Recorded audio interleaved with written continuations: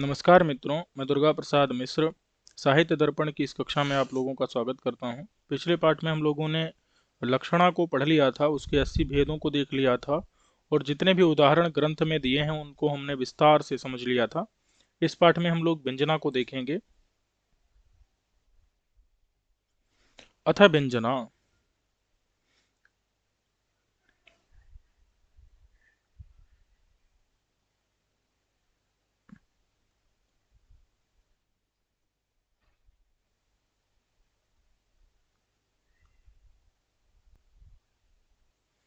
विरतासु अभिधाद्यासु ये अर्थो बोध्यते परः सा वृत्तिर्व्यंजना नाम शब्दस्यर्थाधिकस्य च। तो देखिए, अभिधाद्यासु विरतासु, पहले तो कारिका का अर्थ समझ लेते हैं कि वो वृत्ति, सा वृत्ति माने वह वृत्ति व्यंजना होती है जो यया माने जिस वृत्ति के द्वारा अर्थः बोध्यते परः, अर्थः बोध्यते अपरः, यहाँ पर जो है अ जोड़ लो आप, अपरः यानी एक अलग ही अर्थ जो है जिसके द्वारा बोधित किया जाता है। अपर माने अलग, किससे अलग? अविधेय से और लक्ष्य से अलग, तात्पर्यार्थ से भी अलग, एक व्यंग्य अर्थ, लक्ष्यार्थ से अलग जो एक व्यंग्य अर्थ बोधित किया जाता है। अपर का मतलब क्या है? अपर माने व्यंग्यार्थ। यया मतलब जिसके द्वारा, यया माने जिस शक्ति के द्वारा, यया वृत्तिया जिस शक्ति के द्वारा, समझे कि नहीं? अर्थः अपरः बोध्यते, अर्थः भी है यया अर्थः, अर्थः मतलब अपरः अर्थः, व्यंग्य अर्थः बोध्यते मतलब बोधित किया जाता है। कब? विरतासु अभिधाद्यासु, जब अभिधा, लक्षणा और तात्पर्य तीन वृत्तियां जब विरत हो जाती हैं, विरत यानी अपने अपने अर्थ को बोध करा करके क्षीण हो जाती हैं। बात समझ में आई कि नहीं? जैसे उदाहरण के द्वारा हम एक समझ लेते हैं, गंगायाम घोषा। व्यंजना का उदाहरण कहाँ पर है? गंगायाम घोषा।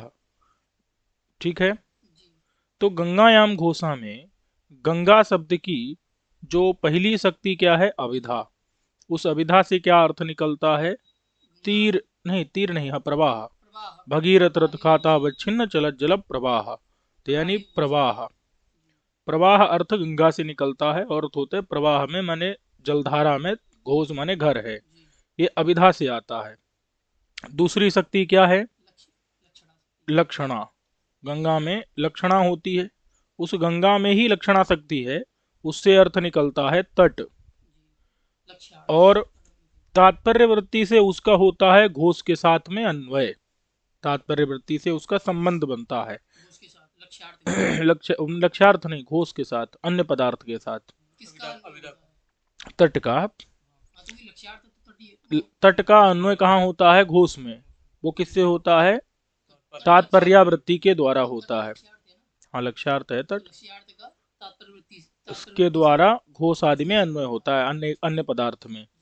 तो वो तात्पर्यावृत्ति अभी हमको जरूरत नहीं है, उसकी जरूरत अन्वय में पड़ती है। अब आते हैं फिर जो अभिधा प्रवाह को बता करके, प्रवाह को बोध करा करके, वाच्यार्थ का बोध करा करके क्या हो गई? क्षीण हो गई। प्रवाह, प्रवाह क्या है? वाच्यार्थ है, उसका बोध करा करके अभिधा क्या हो गई? क्षीण हो गई, विरत हो गई। फिर आती है लक्षणा, वो लक्ष्यार्थ का बोध करा करके, लक्ष्यार्थ का बोध करा करके लक्षणा शक्ति क्या हो गई? लक्षणा शक्ति क्षीण हो गई, तटार्थ का बोध करा करके। अब हमको जो तट के अंदर शीतलता और पावनता का बोध कराना है, क्या? अति शीतत्व और पावनत्व का, अति शीत पावनत्व का जो बोध कराना है, ये किससे होगा? तो ये जिस शक्ति से होगा उस शक्ति का नाम है व्यंजना। व्यंजना, समझे कि नहीं? जिस शक्ति से शीतत्व पावनत्व का बोध होगा वो शक्ति क्या है? व्यंजना शक्ति है। और ये शीतत्व पावनत्व क्या होता है? प्रयोजन होता है। इसी के कारण तो लक्षणा होती है गंगायाम घोषा में। तो इसीलिए ये क्या है? ये इस व्यंजना के द्वारा इसका बोध होगा। ये बात समझ में आ गई? लक्षणा नहीं नहीं, रूढ़ी वाली भी कभी कभी लक्षणा होती है। जितनी भी प्रयोजनवती है उसमें जो भी प्रयोजन होता है वो व्यंग्य ही होता है, जो उसका फल होता है वो व्यंग्य ही होता है। समझे कि नहीं? शीतत्व पावनत्व की प्रतीति प्रयोजन है ना, प्रयोजन जो फल है, प्रयोजन ही तो फल है। शीतत्व पावनत्व की प्रतीति वही क्या है, व्यंग्य होता है। ठीक है। अत्यंत तीक्ष्णता पुरुषों के अंदर प्रतीत कराना, वो व्यंजना से आता है, वो व्यंजना से आता है। व्यंजना प्रयोजन नहीं, व्यंजना प्रयोजन को बताती है, व्यंग्यार्थ प्रयोजन है। तो व्यंग्यार्थ तीन प्रकार का होता है, वस्तु, अलंकार और ध्वनि। ये बात हम आपको पहले भी बता चुके हैं और प्रथम प्रथम में बता चुके हैं, और आपको ये चतुर्थ में भी विस्तार से मिलेगा। तीन प्रकार का व्यंग्य होता है, कौन कौन सा? एक मिनट, गलती हो गई भाई, ध्वनि नहीं, रस। वस्तु, अलंकार और रस, तीन प्रकार का व्यंग्य होता है। हाँ, व्यंग्य को ही ध्वनि भी कहते हैं, व्यंग्य को ही, और व्यंजना को ध्वनन कहते हैं। व्यंग्य क्या होता है? ध्वनि, व्यंग्य मतलब ध्वनि, और व्यंजना यानी ध्वनन। लेकिन उसमें तो समझ गए कि नहीं? वो सब पता चल जाएगा। तो व्यंग्य मतलब क्या है? ध्वनि। ध्वनि तीन प्रकार का होता है, वस्तु, अलंकार और रस रूपी तीन प्रकार का ध्वनि होता है। समझे कि नहीं? जिसमें रसात्मक जब ध्वनि रहेगा वाक्य में तो उसको हम काव्य कहेंगे। वाक्यम रसात्मकम काव्यम। समझे कि नहीं? रसात्मक जब ध्वनि व्यंग्य रहेगा तो वहां पर वो वाक्य काव्य कहलाएगा। ये समझ गए कि नहीं? तो अगर वस्तु और अलंकार रहेगा तो वो काव्य नहीं होगा, लेकिन गौण काव्य तो उसमें व्यवहार हो जाएगा। समझे कि नहीं? रसादिमत काव्य के साम्य से, उसमें भी दोष ना होने से, गुण होने से, उसमें भी गौण काव्य का व्यवहार हो जाता है। इस बात की विस्तार से चर्चा हम प्रथम परिच्छेद में कर चुके हैं। चलो, तो विरतासु अभिधाद्यासु माने प्रवाह को बता करके अभिधा शक्ति क्या हो गई? प्रवाह रूपी वाच्यार्थ को बता के अभिधा शक्ति क्षीण हो गई। लक्षणा तट रूपी लक्ष्यार्थ को बता के अब क्षीण हो गई। तो फिर अब जो व्यंजना शक्ति है वो शीतत्व पावनत्व का बोध वही कराएगी।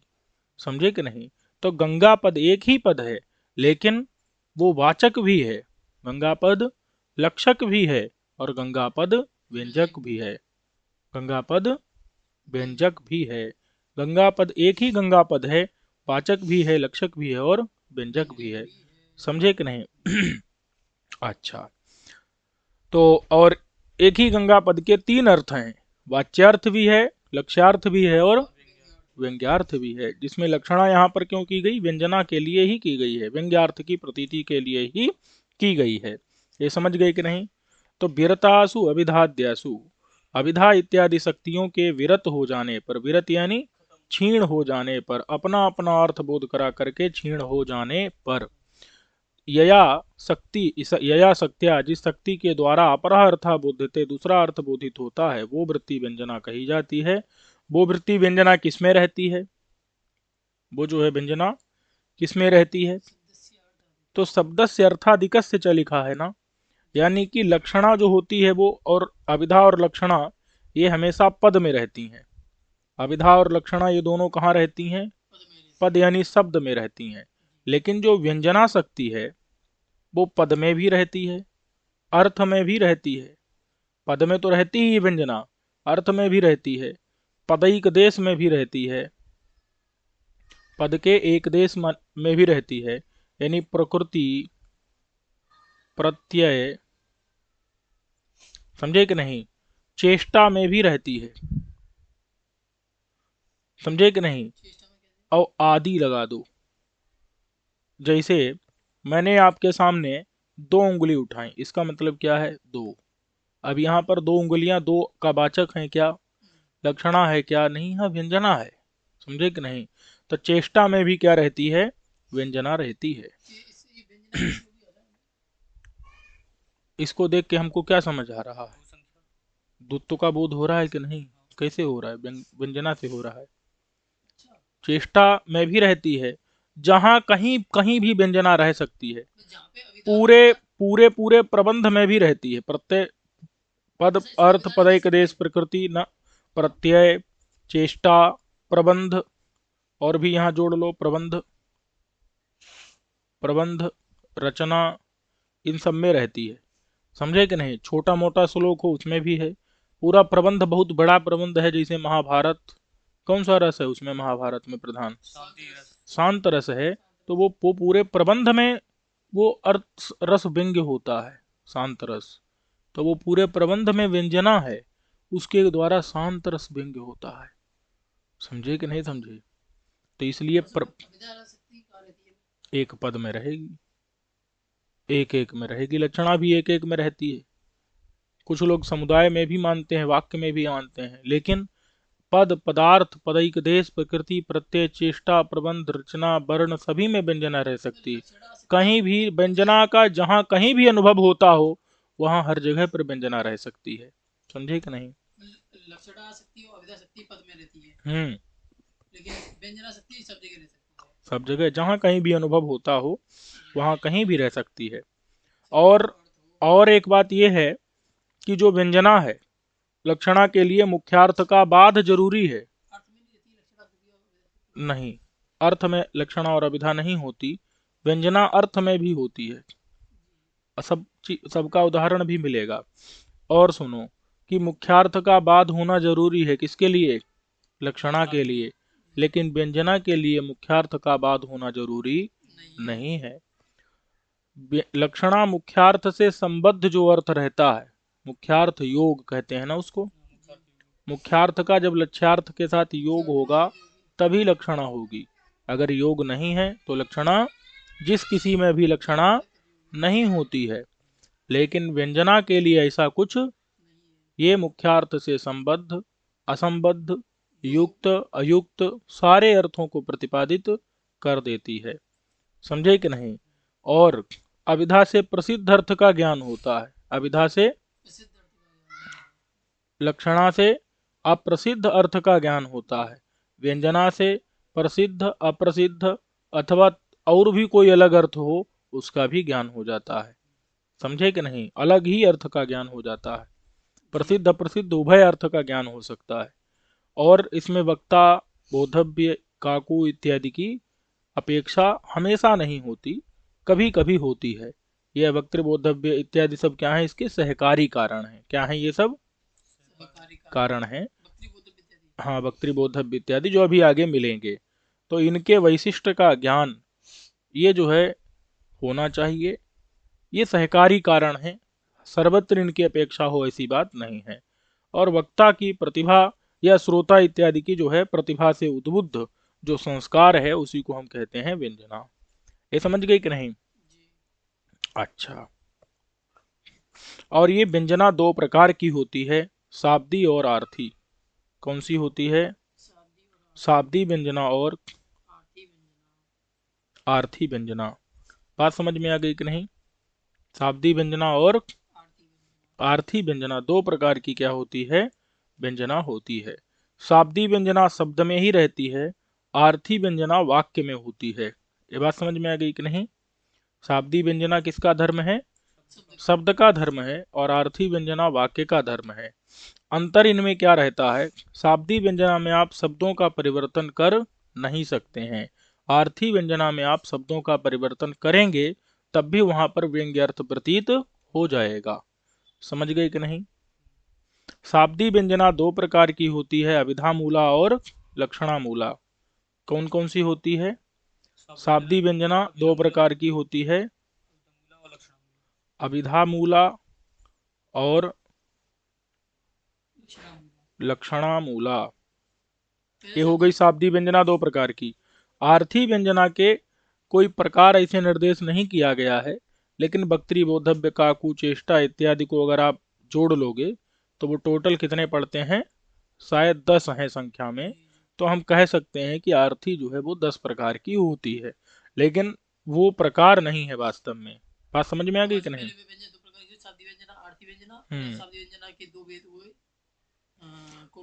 शाब्दी व्यंजना के दो हैं, अभिधा मूला और लक्षणा मूला। और आर्थी व्यंजना में 10 भेद आप कह सकते हैं, लेकिन वो है नहीं वास्तव में। काकू, वक्तृ, बोधव्य, काकू, वो सब सहकारी कारण है व्यंजना के द्वारा बोध होने में। ये बात समझ में आ गई कि नहीं?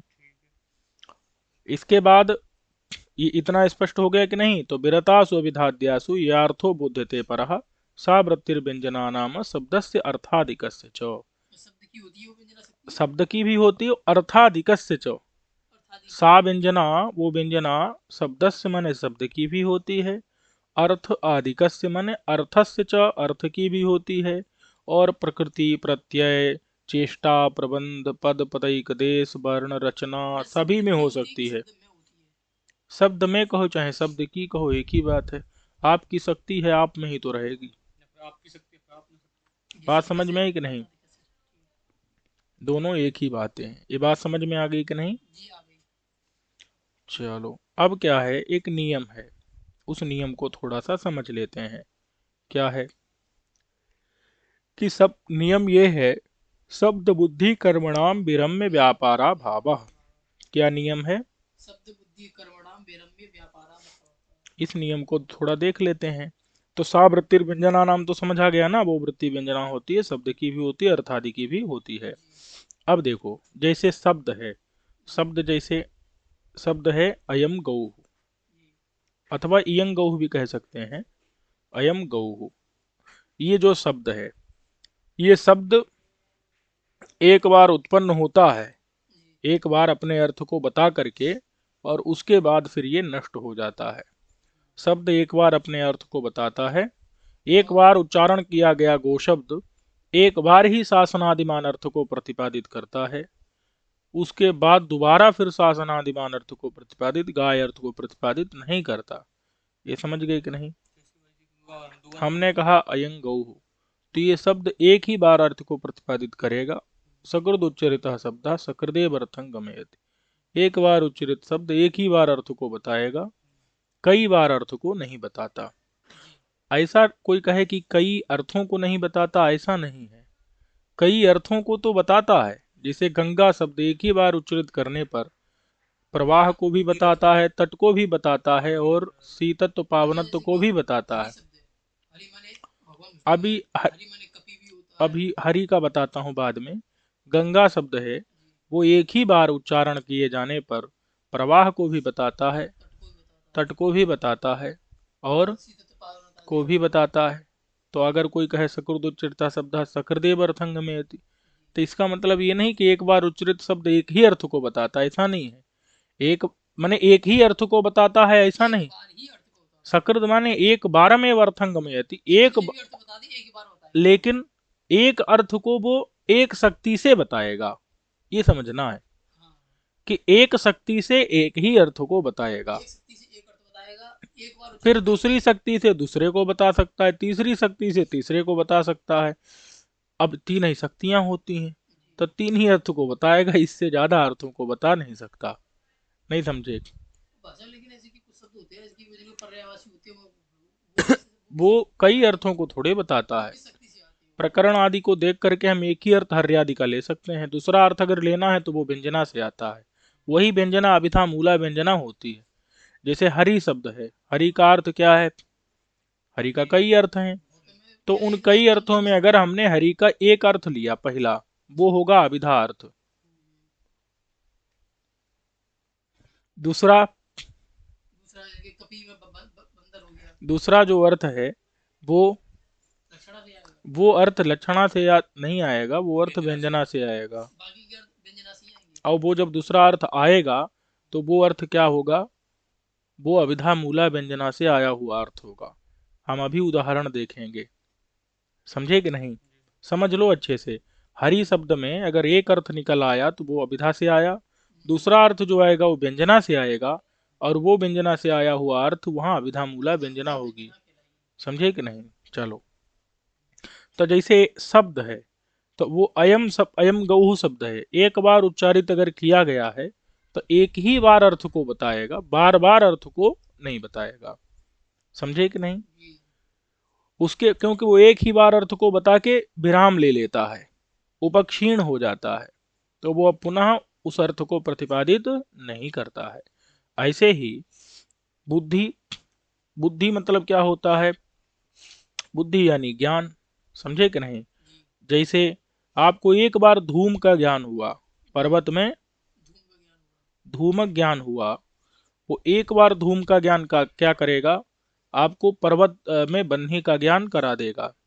एक बार बन्ही का, ज्ञान करा देगा। तो धूम ज्ञान से एक बार बन्ही ज्ञान तो हो गया, लेकिन उसके बाद आपको बार बार वो बन्ही का ज्ञान कराए ऐसा नहीं होगा। एक बार धूम का जो ज्ञान है वो एक बार बन्ही के अनुमान को सिद्ध करा करके और वो क्षीण हो गया, अब वो पुनः बन्ही के अनुमान को नहीं कराएगा। ऐसे ही कर्म है।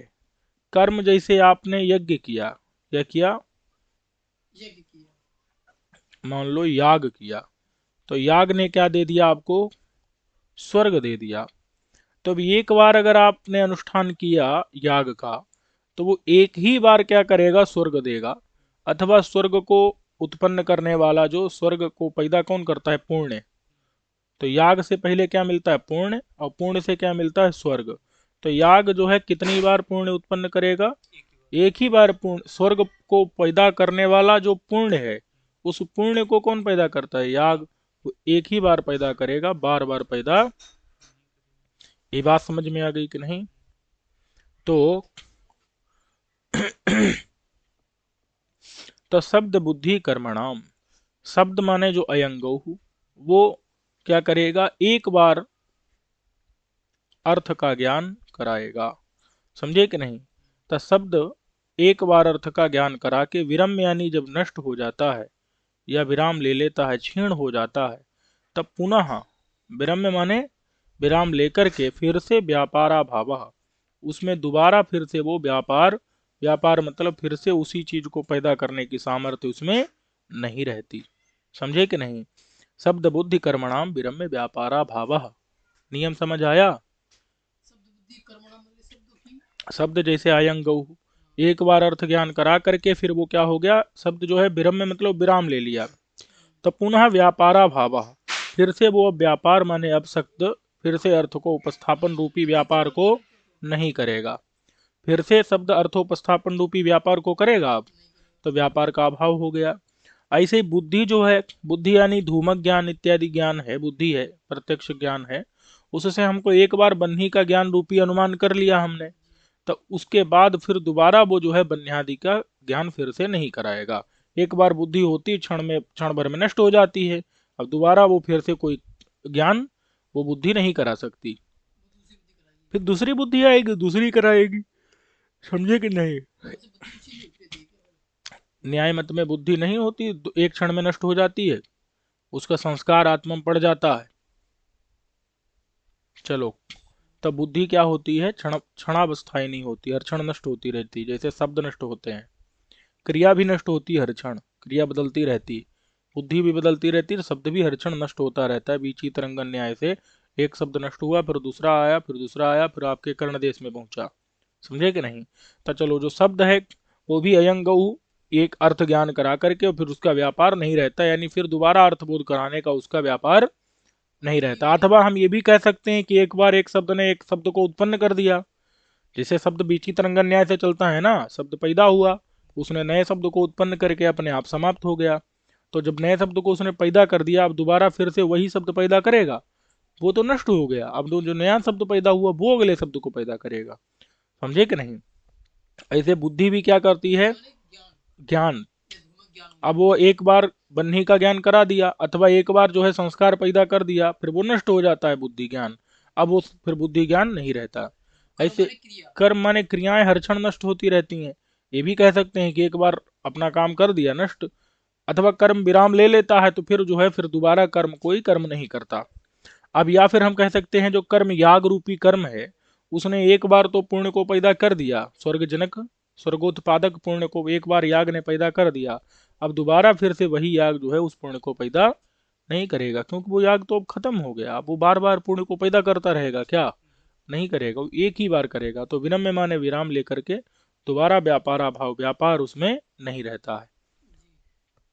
ये बात समझ में आ गई कि नहीं। बुद्धि कर्मणा विरम में व्यापार आता है। हम्म, तो विरम होकर के व्यापार विराम लेकर के फिर दोबारा व्यापार यानी क्रिया का अभाव होता यही है, है ना। दोबारा ये कोई कार्य नहीं करते। तो जब अविधा भी एक बार, अविधा भी क्या है, अविधा किस में आता है, अविधा कर्म में आता है।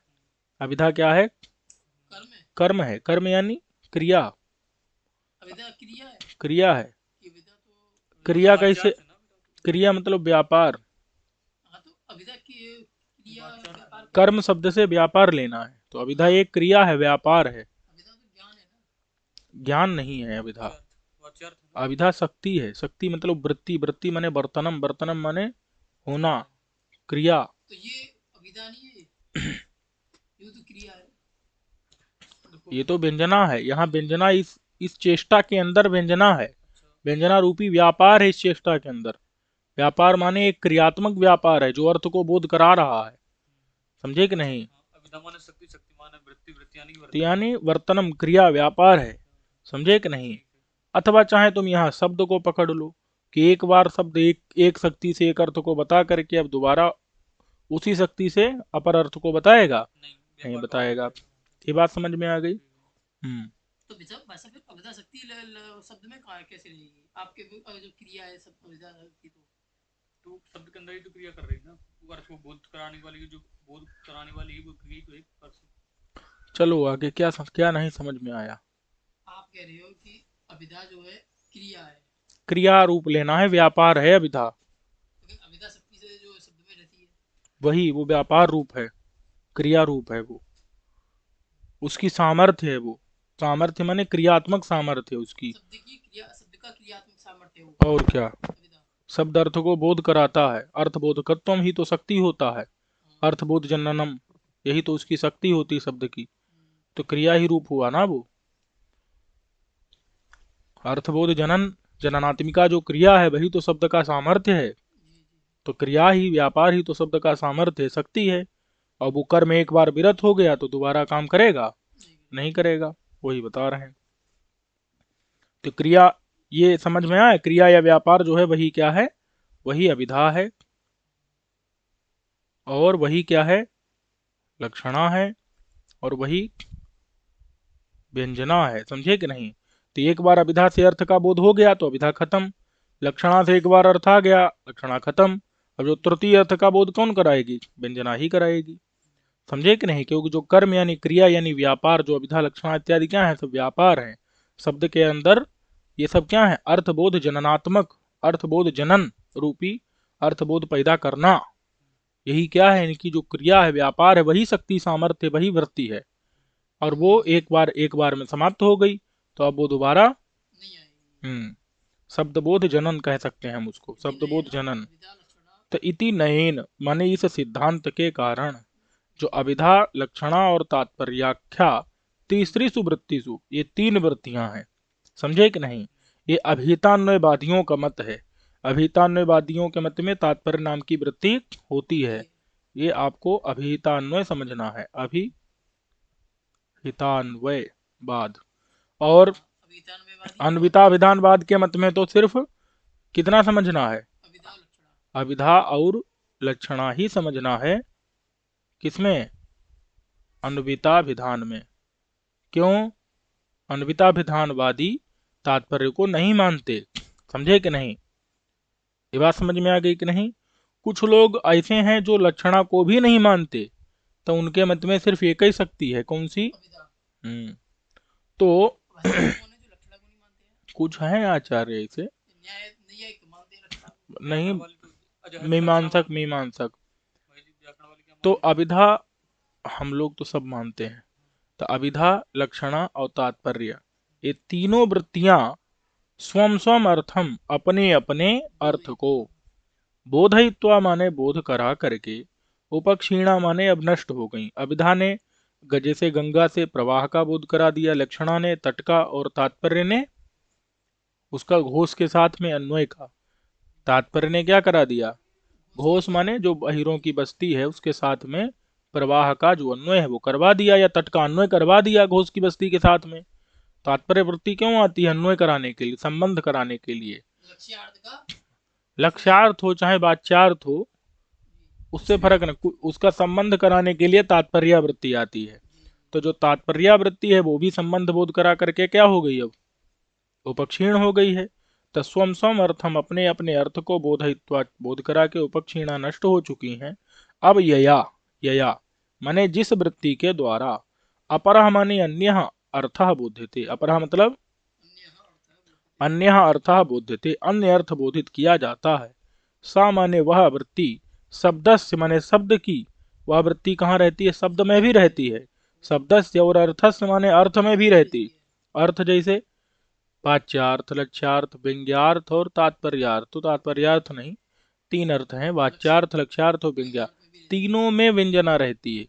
यानी कई बार शब्द से नहीं, वाच्यार्थ से कुछ व्यंग निकलता है, कई बार लक्ष्यार्थ से व्यंग निकलता है, से भी व्यंग निकलता है। पश्य निश्चल निस्पंदा विसिनी पत्रे राजते बलाका मरकत भाजन परिस्थिता इत्यादि, वो जो है क्या है, शंख सूक्ति रव इत्यादि, तो उसमें व्यंग्य से व्यंग्य निकलता है। तो वहां व्यंग्यार्थ में व्यंजनाशक्ति रह रही है। समझे कि नहीं समझे? तो शब्दस्य अर्थस्य, शब्द की भी है और अर्थ की भी है। औ प्रकृति प्रत्ययादेश, वो बताया था ना ऊपर, प्रकृति प्रत्ययादि की भी है। समझे कि नहीं समझे? अब यहाँ पर क्या है, प्रकृति किसे कहते हैं? प्रकृति कहते हैं कि जो अर्थ का बोधक हो और जिसके बाद में प्रत्यय आता हो, उसे क्या कहते हैं? प्रकृति कहते हैं। समझे कि नहीं समझे? राम अर्थ का बोधक भी और राम के बाद सुप्रत्यय भी आ रहा है, तो राम प्रकृति है। तो प्रकृति में भी व्यंजना रहती है, और जो प्रत्यय आ रहा है बाद में उसके, उसमें भी यही होता है। और प्रत्यय मतलब क्या? जो प्रकृति से आए और अर्थ का बोध कराए, वो प्रत्यय हो जाता है।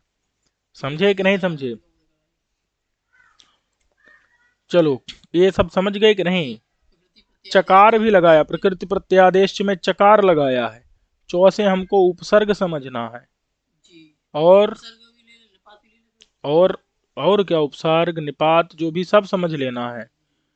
तो ये जो है क्या होती है, प्रबंध रचना, वाक्य, चेष्टा, सब समझ लेना है। जहां जहां व्यंजना का अनुभव हो वो सब कुछ ले लेना है।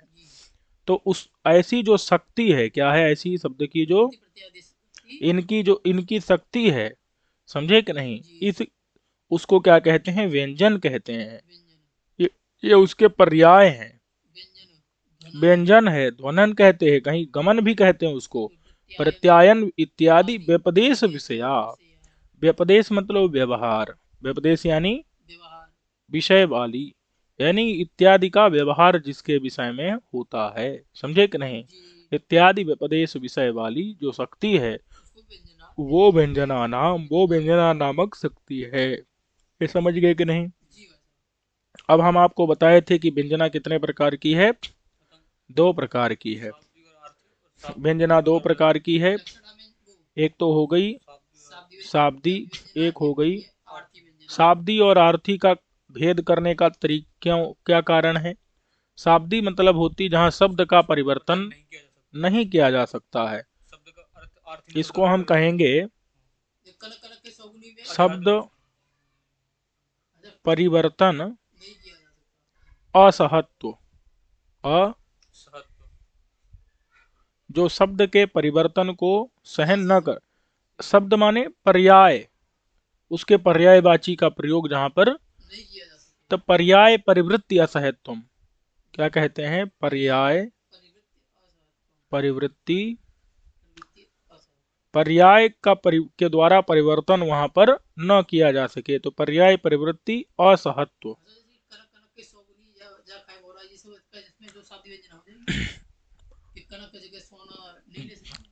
तो अगर नहीं ले सकते हैं तो अवश्य हो जाएगी। और आर्थी व्यंजना क्या है? वहां व्यंजना है कि नहीं है, वो बात विचार करने की है, कोई नहीं। आर्थी व्यंजना क्या है? अच्छा, ये समझ गए पहले। आर्थी में क्या होता है? शब्द परिवर्तन हो सकता है, यानी पर्याय परिवृत्ति सहत्व, ये पर्याय के परिवर्तन को हाँ, पर्याय परिवृत्ति सहत्व, पर्याय के परिवर्तन को सह सकती है। शाब्दी, और ये 2 प्रकार की होती है शाब्दी। कौन कौन सी? एक होती है अभिधा मूला शाब्दी, और एक होती है लक्षणा मूला समझे कि नहीं। ये व्यंजना दो प्रकार की हो गई। आर्थी के हम प्रायः क्या भेद कर लेते हैं, 10 भेद जो है कर लेते हैं। सहचारी कारण होते हैं। समझे कि नहीं। वैसे वो क्या है कि सहकारी कारण है, सहकारी कारण है, हाँ, सही। क्या नहीं, वो भेद इत्यादि नहीं कहने चाहिए। ये समझे कि नहीं। जी भाई। अभिधा मूला कहाँ पर होती है, जहाँ व्यंजना अभिधा पर आधारित होती है। व्यंजना मूला कहाँ होती है, जहाँ लक्षणा मूला कहाँ होती है, जहाँ लक्षणा पर आधारित होती है। समझे कि नहीं, कि लक्षणा हुई है इसीलिए वो व्यंजना वहां पर हो रही है, जैसे गंगायाम घोषः। अभिधा मूला, ये समझे कि नहीं। अभिधा मूला भी व्यंजना कह सकते हैं, लक्षण मूला भी कह सकते हैं यहाँ पे तो। कहाँ पर, गंगायाम घोषा में। गंगायाम घोषा में लक्षणा मूला है। गंगायाम घोषा में क्या है, लक्षणा मूला। और गंगा प्रसिद्धि में तो अभिधा मूला हो जाएगी। नहीं, जितनी भी प्रयोजनवती लक्षणा हैं, असल में लक्षणा मूला ही होगी।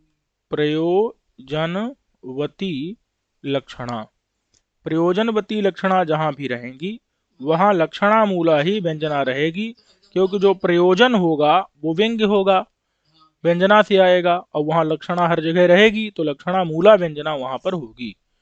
समझ गए कि नहीं, क्योंकि लक्षणा वहां हुई है इसीलिए प्रयोजन निकल रहा है, वहां रूढ़ी है, वहां तो व्यंजना है ही नहीं। तो असल में तो ये का द्वारा बता दीजिए अभिधा मूला जितने भी हैं, राजकुमाराः गच्छन्ति, एते राजकुमाराः गच्छन्ति, यहाँ पे जो अभिधा मूला व्यंजना है। और क्या, ठीक। श्वेता स्वाम में व्यंजना ही नहीं है, क्योंकि वहां पर रूढ़ी चल गई है। अभिधा मूला का उदाहरण मैं आपको एक अपने आप बता देता हूं, आपने सुना होगा सैंधव मानय, जी। सैंधव मानय, हाँ, प्रकरण वश उसमें इसका अलग है। मतलब सैंधव का मतलब घोड़ा भी होता है, और नमक भी होता है।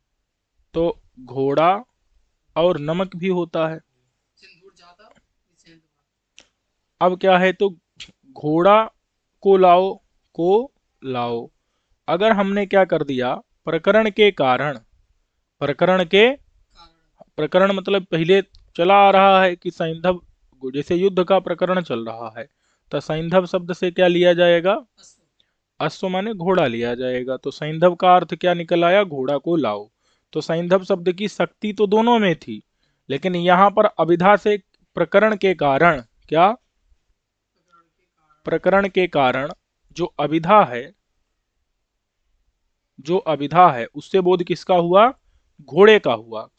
अब हमने मान लो कि नमक भी चाहिए, मान लो नमक भी चाहिए, हमको दूसरे अर्थ का भी बोध करना है, प्रकरण के द्वारा तो नियंत्रण हो गया एक अर्थ का, अब दूसरे अर्थ का बोध किससे होगा, तब उसके लिए अभी अगर दूसरे अर्थ का बोध कराना है तो उसके लिए चाहिए व्यंजना, और उसी व्यंजना को हम कहेंगे अभिधा मूला व्यंजना।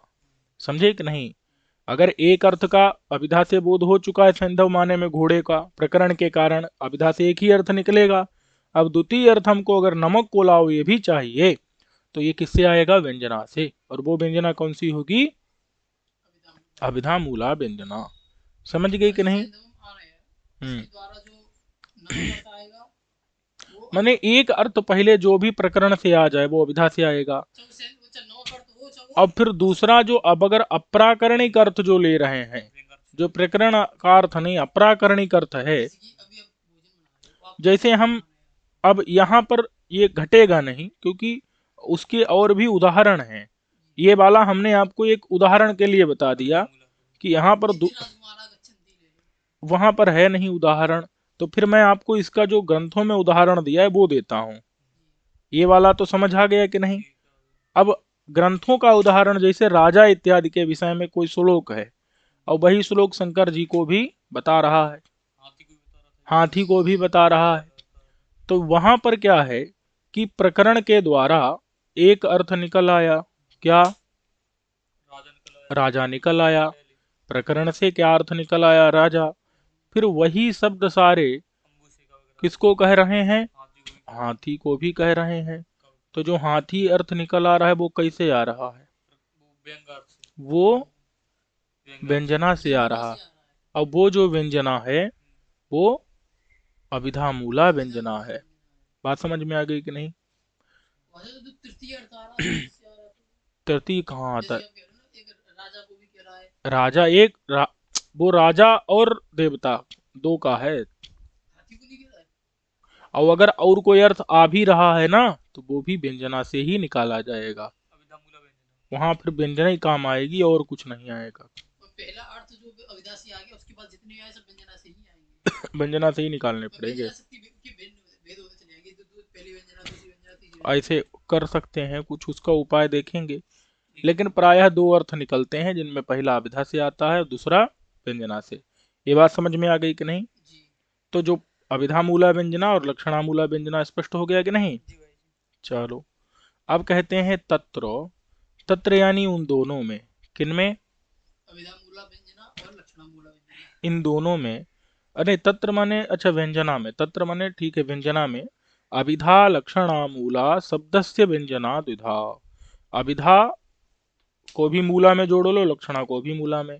कि अभिधा और लक्षणा है मूल माने कारण, जिसके मूल मतलब क्या है यहाँ? कारण।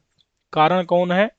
अभिधा और लक्षणा। अविधा और मूला। लक्षणा है कारण है। मूल है माने कारण है जिसके। ऐसी जो अभिधा मूला और लक्षणा मूला शब्दस्य व्यंजना द्विधा, शब्द की दो प्रकार की व्यंजना होती है, यानी शाब्दी व्यंजना दो प्रकार होती है। समझे कि नहीं? शब्दस्य व्यंजना माने शाब्दी व्यंजना दो प्रकार की होती है। हाँ, अभिधा मूला और लक्षणा मूला। समझ गए कि नहीं? अब इसमें सबसे पहली कौन सी है? अभिधा मूला व्यंजना। हाँ, मूल मतलब कारण, अभिधा है मूल कारण जिसमें। ठीक है। अब आते हैं कि अगर अभिधा ही ना हो दोनों अर्थों में सैंधव शब्द की, अगर नमक की अर्थ में अभिधा हो तो घोड़े को फिर कहाँ से बोध हो पाएगा? तो वहां अभिधा होती है घोड़े में, इसीलिए अपर अर्थ का बोध होता है।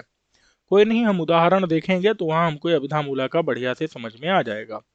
तो अभिधा मूलाम आहा, ठीक है। अभिधा मूला लक्षणा का व्यंजना का लक्षण, वो लक्षण बता रहे हैं कि अभिधा मूला व्यंजना कहाँ पर होती है। ठीक है। तो कहते हैं अनेकार्थस्य शब्दस्य संयोगादेर नियंत्रते एकत्रार्थे अन्यधि हेतु व्यंजना सा विधाश्रया। समझ गए कि नहीं? अनेकार्थस्य शब्दस्य, अनेकार्थक शब्द जैसे हम आपको फिर से बता देते हैं उसी उदाहरण में। सैंधव शब्द क्या हो गया? अनेकार्थस्य माने अनेक अर्थों में जिसकी शक्ति का ग्रह हुआ है, ऐसा जो शब्द है। जैसे सैंधव शब्द हो गया अनेक अर्थ वाला, उसके अनेक अर्थ हैं। उस शब्द का जब संयोगादेर नियंत्रते, संयोगादि नियामक पदार्थों के द्वारा जब उसको क्या कर दिया जाए? नियंत्रित कर दिया जाए। तो संयोग नियामक कौन कौन से हैं? संयोगो विप्रयोगश्च साहचर्यम विरोधिता अर्था प्रकरणम लिंगम शब्दस्यान्यस्य सन्निधि सामर्थ्यमोचिति देशः कालो व्यक्ति स्वरादया शब्दार्थस्यानवच्छेदे विशेष स्मृति हेतवः। इसमें कालो व्यक्ति ही स्वरादया में स्वर तक है। तो ये सब क्या है? ये सब क्या है? ये सब क्या है? नियामक है। ये सब क्या है? ये संयोगादि क्या है? विशेष स्मरण के हेतु होते हैं, शब्द के अर्थ के नियामक होते हैं। तो जहाँ अनेकार्थक शब्द रहेगा, जैसे सैंधव शब्द है अनेकार्थक है, तो उसका जब संयोगादि के द्वारा क्या हो जाए? संयोगादि के द्वारा नियंत्रण हो जाए एक अर्थ में। कहाँ पर? एकत्र अर्थ है। एकत्र माने एक अर्थ में। समझे कि नहीं? संयोगादि के द्वारा जब शब्द का एक अर्थ में नियंत्रण हो जाए, यानी वो अपनी अभिधा शक्ति से सिर्फ एक अर्थ को कहे, दूसरे अर्थों को न कहे। संयोगादि के द्वारा, अभिधा के द्वारा एक अर्थ को कहेगा। संयोगादि नियंत्रित कर देंगे अभिधा को, तो एक ही अर्थ को कहेगा। तो अब जब अन्य अर्थ का हमको ज्ञान करना होगा, क्या? अन्य धी हेतु लिखा है कि नहीं? अन्य मतलब अन्य अर्थ, अन्य माने दूसरा। जैसे सैंधव शब्द है, संयोगादि में हमने क्या ले लिया? प्रकरण। संयोगादि में प्रकरण भी आता है, तो प्रकरण के द्वारा नियंत्रित हो गया सैंधव शब्द किसमें? एक अर्थ में। कौन सा एक अर्थ?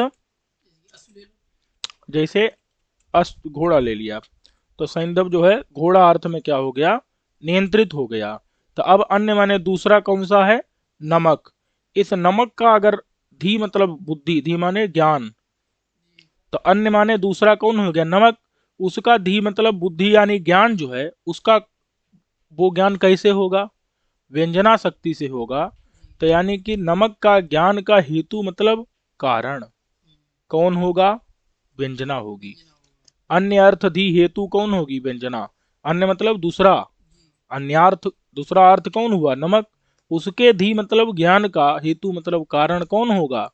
दूसरे नमक का ज्ञान कौन कराएगा? व्यंजना शक्ति। तो हेतु माने करवाने वाला, दूसरे अर्थ का नमक का ज्ञान करवाने वाला जो शक्ति है वो व्यंजना शक्ति होगी। अविद्या की मूल सा कैसे माने बनी? वह, अविधाश्रया मतलब अविधा आश्रित है, अविधा के ऊपर वो आश्रित है। अविधा मूल इसलिए क्योंकि उसमें मूल है अविधा। अविधा ही अगर सैंधव की ना होती घोड़ा और नमक में, तो दूसरे अर्थ नमक का ज्ञान होता है यहाँ पर।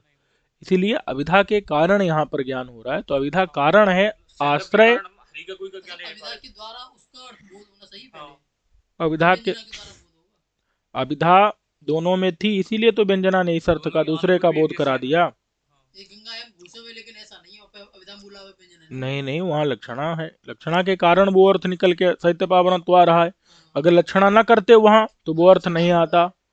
और यहाँ पर अभिधा है, उसके दूसरे अर्थ में नमक, नमक अर्थ में, इसीलिए अभिधा का यहाँ पर अभिधा मूला है, अभिधाश्रित है, अभिधा है आश्रय उसका। तो अन्य जो पर्यायवाची होते हैं वो कैसे बोध होते हैं फिर? अन्य का सबका बोध होता ही नहीं, दो का ही होगा ज्यादा से ज्यादा। और कहीं अगर तीन का हो रहा है तो देखेंगे उसको, फिर उसका लगाएंगे बाद में। अभी पहले इसका समझ गए कि नहीं? जी क्या कि ये चढ़ा के तो एकत्र, एक अर्थ जो है प्रकरण के द्वारा, संयोगादि में प्रकरण भी आता है, उसके द्वारा एक अर्थ नियंत्रित हो गया कि नहीं? ये अनेकार्थ शब्द तो से प्राकरणिक अर्थ का बोध करा करके जब अभिधा विरत हो गई, तो अब जो दूसरा अन्य मतलब, अर्थ है अन्य दी एकत्र का मतलब प्राकरणिक, प्राकरणिक, एकत्र का मतलब प्राकरणिक अर्थ है घोड़ा, उसका बोध करा दिया। अब अन्य माने अप्राकरणिक, अप्राकरणिक, जो अप्राकरणिक अर्थ है उसका बोध कौन कराएगा? प्राकरणिक यानी नमक इत्यादि है। यह मान के चल रहे हैं, उदाहरण के द्वारा, दूसरा ही कुछ उदाहरण अभी आएगा वो हम तब देख लेंगे, ठीक है? नहीं समझे? तो वहां पर अप्राकरणिक जो अर्थ है, दूसरा अर्थ है नमक इत्यादि, उसका धी मतलब ज्ञान का कारण कौन होगा? व्यंजना वो व्यंजना ही होगी। सा अभिधाश्रया। और उसको अभिधा चाहिए कि नहीं चाहिए? जी क्योंकि अभिधा उसका आश्रय है। क्योंकि अगर अभिधा नमक में ना होती तो तो कहाँ से व्यंजना उसमें हो पाती? इसलिए ये ना क्योंकि वो सिंधु आगता इति सेंधवा। माने अभिधा है, अब उसमें संकेतक ग्रह होता है उसका, हाँ, संकेतक ग्रह इसलिए मैं समझ व्याकरण गया, आदि के संकेतक द्वारा, और क्या संकेतक ग्रह होता है, व्याकरण संकेतक ग्रह होता है, आप वाक्य हो गए या फिर जो भी कारण हो। जी तो ये समझ आ गया कि नहीं? आ गया। अब कहते तो इसलिए अभिधा आश्रित हो गई, क्योंकि अभिधा उसमें कारण है। अभिधा न होती नमक में तो दूसरे अर्थ का नमक का ज्ञान नहीं अप्राकरणिक का व्यंजना से नहीं हो पाता। जहां करना है वहां की बात बता रहे हैं। ये बात समझ में आई कि नहीं? जी जी अच्छा,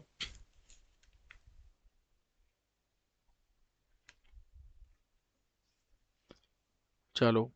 कोई यहाँ कह सकता है कि दूसरा अर्थ जरूरत क्या है? तो कहते हैं ऐसा नहीं, दूसरा अर्थ का बोध होता है लोगों को, और वो दूसरे अर्थ का बोध चमत्कारी भी होता है। समझे कि नहीं? और चमत्कारी अर्थ का बोध जो है उसी शक्ति से तो आ नहीं सकता। जहां होता है ना दूसरे अर्थ का बोध, वहां वो ज्यादा आनंद देता है, चमत्कारी होता है। गंगायाम घोषा में नहीं, कहीं अभिधाश्रित जहाँ श्लोक अभी आएंगे उनमें एक दूसरा अर्थ का भी बोध होगा, राजा का भी होगा, शंकर जी का भी होगा। तो फिर वो जो दूसरे अर्थ शंकर जी का बोध है वो चमत्कार भी पैदा करेगा। तो इसका मतलब ये है कि अवश्य कोई अलग ही शक्ति रही होगी जो दूसरे चमत्कारी अर्थ का बोध करा रही है। नहीं तो अगर सर्वस्व भरत वहां पर नहीं है, अरे वो भूल गया हूँ मैं। राजत उमा वल्लभ, अभी इसी में आगे मिलेगा। जी तो वहां उमा वल्लभ से, उमा वल्लभ उमा नामक महादेवी माने महारानी के पति का, राजा का भी बोध होगा, भानुदेव का, और उमापति बाबा उमापति भगवान विश्वनाथ का भी बोध होगा। तो इससे ये जो दूसरे अर्थ विश्वनाथ का जो बोध हो रहा है, प्राकरणिक तो राजा है वहाँ, राजा के अतिरिक्त जो, राजा के अतिरिक्त जो शंकर जी का बोध है वो चमत्कार पैदा कर रहा है। और चमत्कार जनक बोध बिना किसी अलग शक्ति के, द्वारा नहीं आएगा। क्यों? देखो, हम ये भी कह दें कि चलो अभिधा से ही दोनों का बोध मान लो तो क्या दिक्कत है? तो कहा देखो मान लेते, लेकिन अगर अभिधा से दोनों का बोध होता तो दोनों में बराबर चमत्कार होता। एक अर्थ जो है शंकर जी रूपी जो द्वितीय अर्थ प्राकरणिक अर्थ का बोध क्या कर रहा है? ज्यादा आस्वाद दे रहा है, जिस ज्यादा चमत्कार पैदा कर रहा है। इसका मतलब ये है कि वो अर्थ किसी विलक्षण शक्ति से ही निकल के आया है, और वो विलक्षण शक्ति यानी जो अन्य शक्ति से भिन्न शक्ति, तो वो व्यंजना माननी ही पड़ेगी। बात समझ में आई कि नहीं? चलो चलो, वही लिखा है। अब ये यहीं सैंधव की बजाय हम क्या कर दें, उमा वल्लभ शब्द कर दें। ये अभी आगे आने वाला है, समझे कि नहीं? तो उमा वल्लभ शब्द है, ये प्रकरण के द्वारा नियंत्रित हो गया। किसमें? प्रकरण के द्वारा जो है उमा वल्लभ शब्द एक अर्थ में नियंत्रित हो गया। राजा में एकत्र अर्थ है, माने एक अर्थ। कौन एक अर्थ? राजा। कौन राजा? भानुदेव। भानुदेव नामक राजा जो है वो उस अर्थ में जो है उमा वल्लभ शब्द जो अनेकार्थक शब्द है, उसके अनेक अर्थ हैं। भानुदेव भी है उमा नामक महारानी का पति, और उमा मतलब भगवती का जो माने भगवती का नाम है। जो, हाँ, और उनके प्रिय उनका जो- वल्लभ यानी प्रिय, तो वो भगवान हो गए। तो यानी उनका भी बोध करा रहा है। तो यहाँ पर अनेकार्थक शब्द हो गया उमा वल्लभ, और वो संयोगादि के द्वारा क्या हो गया है, माने प्रकरण के द्वारा नियंत्रित हो गया राजा अर्थ में, भानुदेव में। तो एकत्र अर्थ में नियंत्रित हो चुका है। अब हमको अन्य अर्थ क्या लेना है? अन्य माने दूसरा अर्थ क्या लेना है? दूसरा अर्थ लेना है हमको शंकर अर्थ भी लेना है। तो उस दूसरे अर्थ के धी माने ज्ञान का हेतु माने कारण, वो कौन होगी? वो व्यंजना ही हो सकती है। तो शंकर अर्थ व्यंग्य ही मानना पड़ेगा, और वो व्यंजना अभिधा आश्रित व्यंजना है। अभिधा के कारण ही वो व्यंजना हो रही है, अभिधा ना होती तो व्यंजना भी ना होती उसमें। समझे कि नहीं? चलो, आदि शब्दाद विप्रयोगादय। आदि शब्द से अब इतना ही नहीं, यहाँ एक और बात होती है, बता देता हूं आपको, कि राजा भानुदेव है, और ये क्या है? ये तो प्राकरणिक है। राजा भानुदेव क्या है? एकत्र अर्थ जो है वो प्राकरणिक अर्थ है, और ये जो दूसरा अर्थ है वो क्या है? शंकर अर्थ क्या है? अप्राकरणिक अर्थ है। अप्राकरणिक अर्थ है।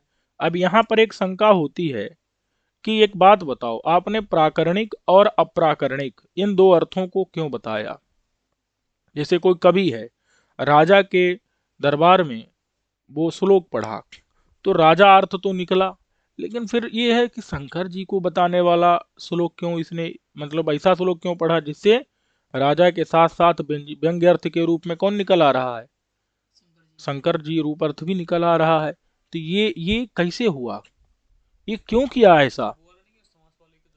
ये बताओ पहले, ऐसा क्यों किया? इसका क्या कारण है? क्या जहां पर प्रकरण माने राजा की बात करनी चाहिए, शंकर जी की बात क्यों कर रहा है? भले ही व्यंजना से निकल रहा है, लेकिन क्यों निकाल रहा है शंकर जी रूपी अर्थ? बताओ, अब लगाओ दिमाग। वंदना नहीं, नहीं, ऐसा है कि वो शिव जी की प्रार्थना करना चाह रहा है ना, राजा से- वो शंकर जी के तुल्य राजा को दिखाना चाहता है।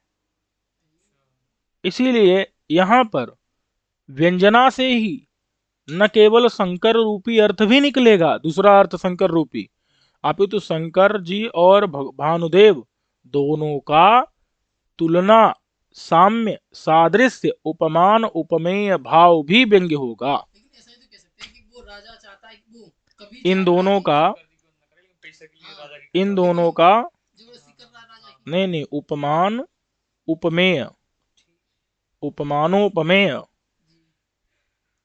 उपमानोपमेय भाव, यानी यहां दूसरे शब्दों में कहें उपमा अलंकार क्या होगा?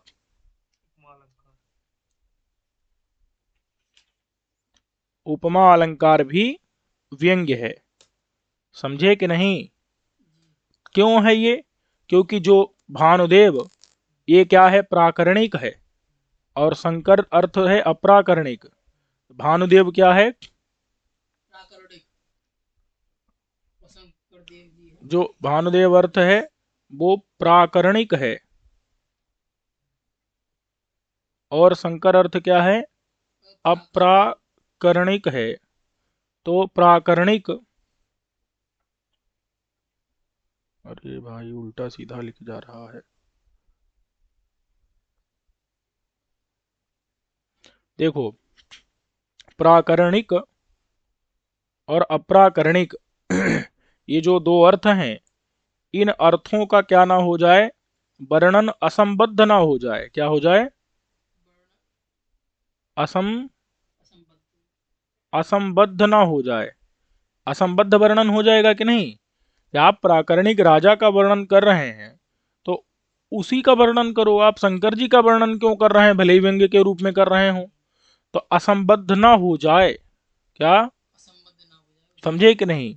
अप्रासंगिक ना हो जाए, असंबद्ध ना हो जाए, इसी डर से हम और इन दोनों का उपमान उपमेय भाव उपमा अलंकार भी व्यंग्य मानेंगे।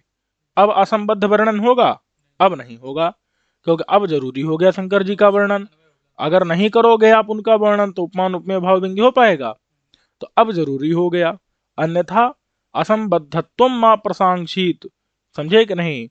तो इसीलिए क्या हो जाएगा, प्रासांक्षित ऐसा प्रयोग है कि वो आपत्ति ना आ जाए, इसीलिए क्या करेंगे हम, उपमान उपमेय भाव को भी, उपमा अलंकार को भी व्यंग्य मानेंगे। समझ गए कि नहीं? समझ गए। यानी शंकर इव भानुदेव, शंकर भगवान की तरह भानुदेव ये राजा है, ये बताना यहाँ पर चाह रहे हैं। ये बात समझ में आ गई कि नहीं? भानुदेव की तरह शंकर भगवान। नहीं, उनकी तरह थोड़ी भाई, ये समझिए कि नहीं? आदि शब्दातः संयोगा देर नियंत्रते बताया था कि नहीं? जी तो अनेकार्थक शब्दों के नियामक कई सारे होते हैं, संयोग, विप्रयोग, साहचर्य। विरोधिता। तो संयोगादि लिखा है, इसीलिए जी जो सूत्र संख्या दूसरे का चौथवा है, संयोगाद्य ही लिखा। तो आदि शब्द से क्या लेने हैं? तो कहा विप्रयोग इत्यादि लेने हैं। उत्तम ही भर्तृहरि ने कहा है। ये किसने कहा है? भर्तृहरि ने। ये भर्तृहरि की कारिकाएं हैं, वाक्य पदीयम से ली गई हैं। उत्तम ही कहा है, संयोगो विप्रयोगश्च साहचर्यं विरोधिता अर्थापग्रहणं लिंगम शब्दस्यान्यस्य सन्निधि मोचति देशः शब्दार्थस्यानवच्छेदे विशेष स्मृति हेतवः। अब देखो, संयोग, विप्रयोग, साहचर्य, विरोधिता, तो यहाँ पर अर्थ देख लेते हैं। संयोग किसे कहते हैं? संयोग वाले संबंध। हाँ, तो संयोग का मतलब है संयोग संबंध। इनमें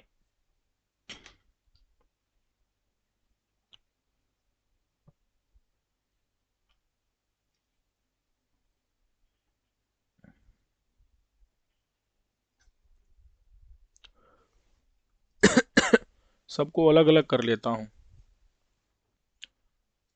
सबका अलग अलग करके जो है उदाहरण भी देख लूंगा, ठीक है?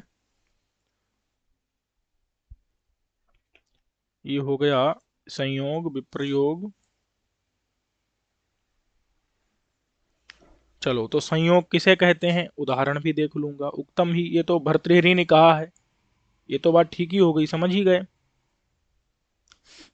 अब संयोग क्या है? तो संयोग कहते हैं प्रसिद्ध संबंध को। सम्यक योग संयोग। संयोग मतलब क्या है? प्रसिद्ध संबंध। प्रसिद्ध संबंध। संयोग क्या है? प्रसिद्ध संबंध। ये बात समझ में आ गई कि नहीं? तो उदाहरण भी इसका देखना पड़ेगा भाई। जैसे उदाहरण क्या है इसका? संयोग का उदाहरण क्या है? संयोग हो गया सशंक चक्रो हरिहि। हाँ, सशंक चक्रो हरिहि। तो उदाहरण है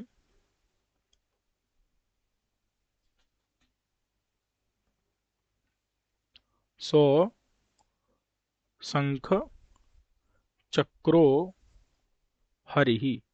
अब यहाँ पर हरि शब्द के कितने अर्थ हैं?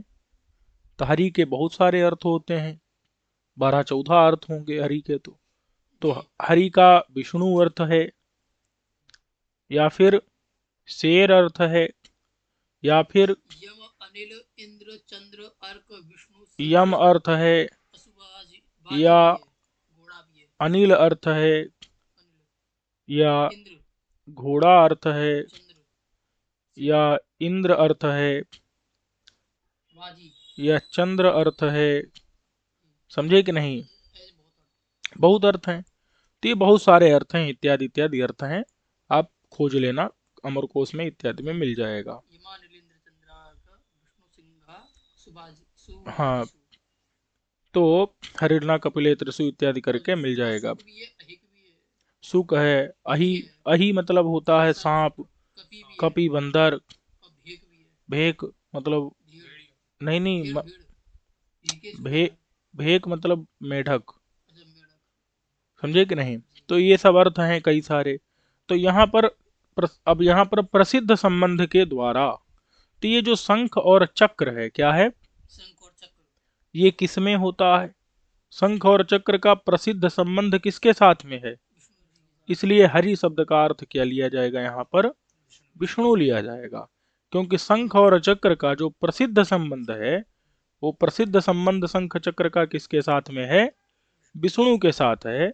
इसीलिए यहाँ पर सिंह, शेर या अनिल इत्यादि नहीं लिए जाएंगे, कौन लिया जाएगा, विष्णु अर्थ ही लिया जाएगा। समझ गए कि नहीं। अब आता है विप्रयोग। तो विप्रयोग किसे कहते हैं, विप्रयोग मतलब है वही प्रसिद्ध, वियोग, प्रसिद्ध संबंध, संबंध का नाश, अथवा विभाग कह लो, समझे कि नहीं। जी, तो इसका उदाहरण वैसा ही है, असंग चक्रो हरि, क्या था असंग चक्रो, हरि ही, असंख्य चक्रो हरि ही। अब यहाँ पर भी हरि शब्द में संदेह हुआ कि हरि के विष्णु, शेर, यम इत्यादि के क्या क्या अर्थ हैं। तो यहाँ पर भी उत्तर के रूप में कौन आएगा, विष्णु ही आएगा। क्यों, क्योंकि हरि माने कौन लिया जाएगा, विष्णु ही लिया जाएगा। क्यों भाई, शंख और क्योंकि चक्र, प्रसिद्ध संबंध जो है शंख चक्र का, पहले तो विष्णु के साथ है, तो उसका नाश भी कहाँ होगा, वो प्राप्त सत्यम निषेध, प्राप्त सत्याम निषेधा। भाई अगर प्रसिद्ध संबंध, नियम है, प्राप्ति होने पर ही निषेध होता है। जी, अगर प्रसिद्ध संबंध है ही नहीं शंख चक्र का विष्णु के साथ, तो उसका नाश दिखा सकते हैं, नहीं दिखा सकते, तो विभाग दिखा सकते हैं, नहीं, विभाग वहीं दिखा सकते हैं ना संयोग हो। जी, तो अगर कहीं विभाग है, कहीं भी प्रयोग है, तो संयोग तो होगा फिर ही। हम पहले कहेंगे कि वहां संयोग हुआ होगा, समझे कि कारण नहीं, अविकार सकते बात समझ में आई कि नहीं। तो शंख चक्र का जो वियोग है वो होता किसके पास है, विष्णु के पास ही वियोग होता है।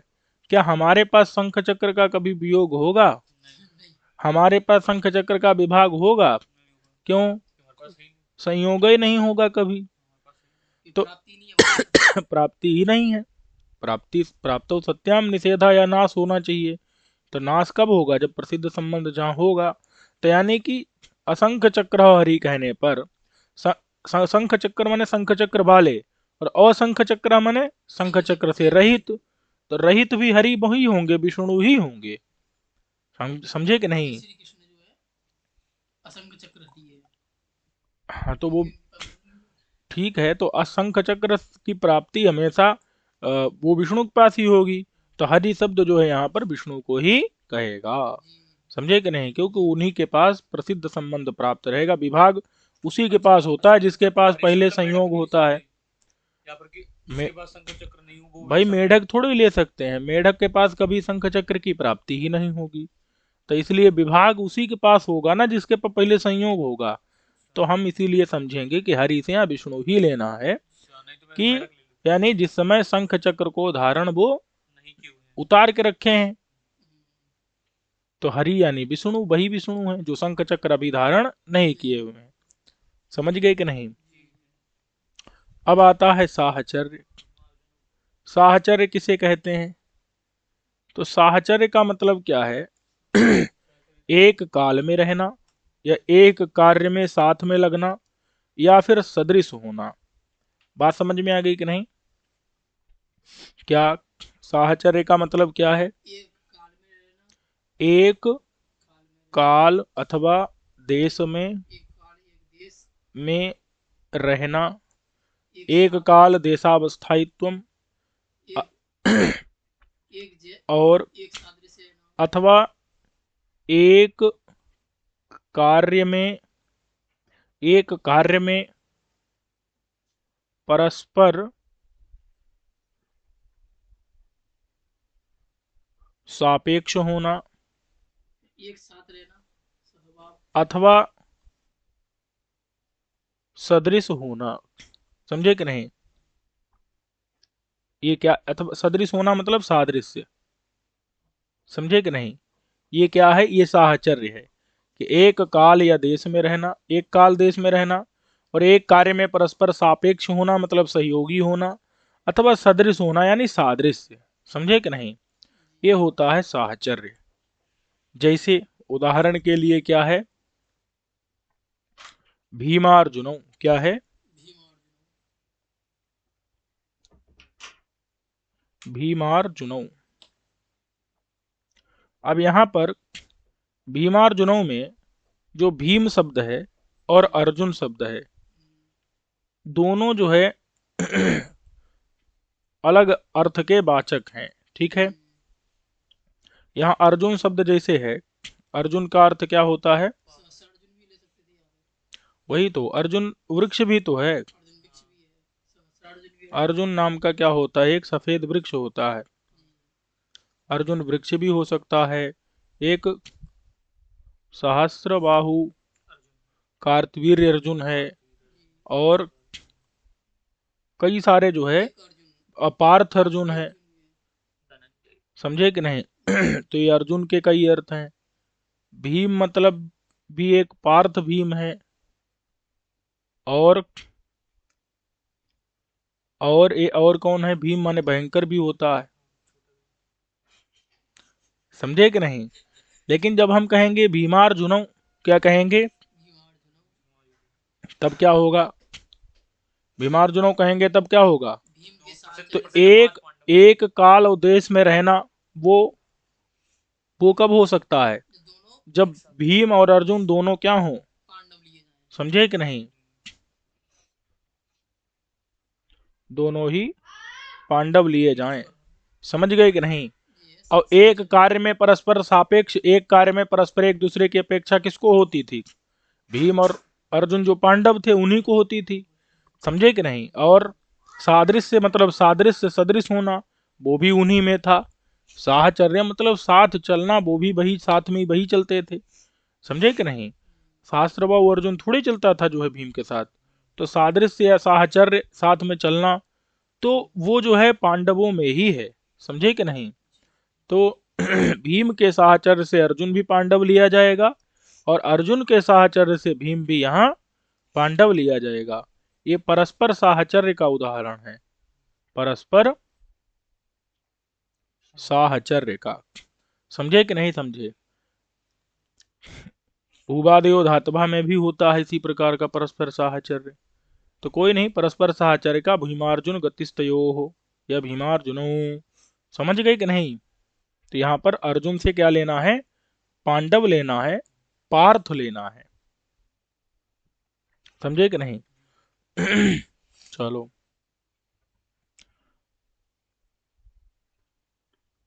तो इस पाठ को यहीं तक रहने देते हैं। इसके जो अन्य उदाहरण हैं उनको हम अगले पाठ में देख लेंगे। उदाहरण कुछ जाओ ना कभी कल, उदाहरण पूरी खत्म कर लेती है ये वाली। शुरू करेंगे। चलो कोई नहीं, कर ही लेते हैं। विरोधिता कर्णार्जुनोति कर्णः सूतपुत्रः। विरोधिता क्या है? तो विरोधिता कहते हैं दो प्रकार की विरोधिता हो सकती है। एक होती है साथ में न रह सकना, एक क्या होती है? साथ में ना रह सकना। एक होती है मार डालना। दो नहीं समझे? एक तो जो मारे जाने योग्य है उसको मार डालना, अथवा साथ में न रहना। तो बध्य, घातकत्व, अथवा सह अनवस्थान, सहानवस्थान, साथ न रह सकना अथवा बद्ध घातकत्व, दो प्रकार की विरोधिता हो सकती है, समझे कि नहीं? तो कर्ण और अर्जुन, इनको देख लें। इनमें कर्ण और अर्जुन दोनों क्या हैं? कर्ण को अर्जुन ने क्या कर दिया? मार डाला। कर्ण जो है वो बद्ध है। कर्ण क्या है? और घातक कौन है उसका? बद्ध मतलब जिसको मार डाला, बद्ध कर दिया, वो कर्ण है। घातक है अर्जुन। तो यहाँ कर्ण से क्या लिया जाएगा? कर्ण से लिया जाएगा सूत पुत्र ही, कर्ण से कौन लिया जाएगा? सूत पुत्र जो कर्ण है वही लिया जाएगा। कर्ण, कर्ण माने एक कान भी होता है। कर्ण माने क्या होता है? कान भी होता है, वो लिया जाएगा, श्रवण इंद्रिय ली जाएगी, नहीं। समझे कि नहीं। और अर्जुन से भी यहाँ पर विरोध होने के कारण बद्ध घातकत्व रूपी जो विरोध है वो कर्ण और अर्जुन में है कि नहीं परस्पर, तो ये अर्जुन से भी वो नहीं, कौन सहस्त्रबाहु या वो अर्जुन वृक्ष, अर्जुन माने अर्जुन वृक्ष भी बताए थे, वो लिया जाएगा, नहीं। यहाँ पर नहीं लिया जाएगा। कौन लिया जाएगा, अर्जुन से पार्थ ही लिया जाएगा, विरोधिता के परस्पर विरोधी होने के कारण। कर्ण से कान, श्रवणेन्द्रिय इत्यादि नहीं लिया जाएगा, और भी कर्ण के बहुत से अर्थ होते हैं, वो यहाँ पर नहीं लिए जाएंगे। सूत पुत्र कर्ण ही लिया जाएगा। सूत पुत्र यानी जो राधेय जिसको कहते हैं, राधा पुत्र या कुंती पुत्र, वही जो है लिया जाएगा। समझ गई कि नहीं, कोई दिक्कत है इसमें। अब है अर्थ, तो अर्थ से क्या लिया जाता है भाई, अर्थः अस्थाणुम बंदे। अर्थ मतलब होता है प्रयोजन, क्या होता है अर्थ, हाँ प्रयोजन, प्रयोजन मतलब ऐसा फल जो कोई दूसरा सिद्ध न कर सके। प्रयोजन मतलब फल, ऐसा फल जो अनन्यथा सिद्ध हो, अनन्यथा साध्य हो, समझे कि नहीं, जो अन्यथा किसी के द्वारा साध्य ना हो, कोई अन्य तरीके से उसको सिद्ध न किया जा सके, ऐसे प्रयोजन फल को क्या कहते हैं, अर्थ कहते हैं। अब जैसे उदाहरण के लिए क्या है, स्थाणुम बंदे, तो भैया स्थाणु के क्या है, कई अर्थ होते हैं। तो यहाँ पर हमको स्थाणु से ठूंठ, ठूंठ भी होता है ना स्थाणु, तो ठूंठ तो लेना नहीं है यहाँ पर। स्थाणु माने खूंटा, खूंटा भी होता है, खूंटा गाड़ते हैं ना वो भी हो सकता है। ठूंठ जो है, ठूंठ होता है, लगा देते हैं जो पुतला टाइप का, तो वो भी स्थाणु होता है, तो वो सब लिया जाएगा यहाँ पर। और स्थाणु माने शंकर जी भी होता है, स्थाणु माने, तो यहाँ पर क्या होगा, स्थाणु शिवः, स्थाणु से कौन लिया जाएगा, शिव, क्योंकि वंदना हम किसकी कर रहे हैं, शंकर जी की। अब यहाँ फल क्या है, फल है यहाँ पर संसार का नाश, भव सागर का नाश या पार करना। तो भव सागर को पार करना या संसार सागर से का पार करना, तो ये जो प्रयोजन है, फल है, ये सिर्फ शिव शंकर जी ही सिद्ध कर सकते हैं। क्या खूंटा या ठूंठ सिद्ध कर सकता है, तो स्थाणु का मतलब क्या लेंगे हम, शिव ही लेंगे यहाँ पर, समझे कि नहीं। यद्यपि स्थाणु शब्द अनेकार्थक है, लेकिन उसकी अभिधा का एक अर्थ में क्या हो जा रहा है, नियंत्रण हो जा रहा है कि नहीं हो जा रहा है, बात स्पष्ट हो गई है। प्रयोजन फल अन्यथा साध्य वो नहीं है, सिर्फ शिव ही उसको सिद्ध कर सकते हैं, समझे कि नहीं। चलो प्रकरण है प्रकरण का उदाहरण क्या है, प्रकरण, हाँ प्रकरण मतलब क्या होता है, प्रकरण कहते हैं प्रस्ताव को। प्रकरण मतलब आप लोग समझते ही हैं, प्रकरण मतलब क्या होता है, प्रस्ताव, किसका प्रसंग चल रहा है, मतलब प्रसंग, प्रस्ताव, समझे कि नहीं, प्रसंग प्रस्ताव प्रकरण है जैसे सर्वम जानाति देवः, तो यहाँ पर देव शब्द से दो चीजें ली जा सकती हैं। देव शब्द से एक तो राजा भी लिया जा सकता है, और अथवा देवता भी लिया जा सकता है। अब ये जो वाक्य है वो किससे कहा जा रहा है राजा से कोई दूत कह रहा है, राजा से कोई दूत, कि सर्वम जानाति देवा, मतलब आप सब जानते हैं। तो यहाँ पर देवा से क्या लेंगे हम, भवान, देवा माने भवान, भवान मतलब आप यानी राजा, राजा इत्यादि, समझे कि नहीं। तो देवा भवान, यहाँ प्रकरण या प्रसंग से, चूंकि प्रसंग किसका है, राजा और दूत का, राजा दूत, राजा और दूत की कथा हो रही है, जिसमें राजा को संबोधित करके दूत के द्वारा बोला जा रहा है, समझे कि नहीं। माने हम कह सकते हैं कि राजा, राजा क्या है, संबोध्य है, राजा क्या है, राज संबोध्य, राजा संबोधन है, संबोध्य है, और दूत, दूत संबोधक है, दूत क्या है, संबोधक, तो राज संबोध्य और दूत संबोधक, समझे कि नहीं। तो ऐसे राजा और दूत की जो कथा है वो कथा ही क्या क्या है यहाँ पर प्रकरण है। ये दोनों प्रकरण के अंतर्गत नहीं जाएंगे, समझे कि राजा नहीं? और दूत। आएंगे ही, और क्या, राजा संबोध्य है, दूत संबोधक है वहां। तो ऐसी कथा ही जो है दोनों की वो प्रकरण है। और वो प्रकरण के कारण भगवान से किसको लिया जाएगा? राजा को लिया जाएगा। क्योंकि अगर मैं आपको संबोधित करके कोई बात कर रहा हूं, फिर मैंने भगवान का प्रयोग किया, तो भगवान से कौन लिया जाएगा? लिया जाएगा। आप ही लिए जाएंगे। भगवान माने आप, कौन? राजा। समझे कि नहीं? तो देवा शब्द जो है भगवान को कह रहा है, आपको कह रहा है, माने राजा को कह रहा है, नृप को कह रहा है, देवता को नहीं कह रहा। सर्वम जानाति देवा, आप सब जानते हैं। ये बात समझ में आई कि नहीं? ना कि कोई देवता। कोई दिक्कत है इसमें? तो ये प्रयोग बहुत बहुत ज्यादा होता है। कहते ही हम कि आप सब जानते हैं, तो इस प्रकार का प्रयोग जो है नाटकों में सर्वम जानाति देवा इस प्रकार से प्रयोग होता है। हाँ तो वो देव शब्द का मतलब वहां आप माने राजा इत्यादि लेना है। समझे कि नहीं? अब आता है लिंग। लिंग तो इसका उदाहरण जो है, कुपितो मकरध्वज। तो लिंग किसे कहते हैं? लिंग मतलब है संयोगातिरिक्त संबंध से, संयोगातिरिक्त संबंध से जो व्यावर्तक धर्म हो, संयोग के अतिरिक्त। अभी संयोग पहले बता चुके हैं। लिंग मतलब क्या है? व्यावर्तक धर्म। ये बात समझ में आ गई कि नहीं? नहीं आ रहा है। संयोगातिरिक्त व्यावहारिक धर्म मतलब कैसे?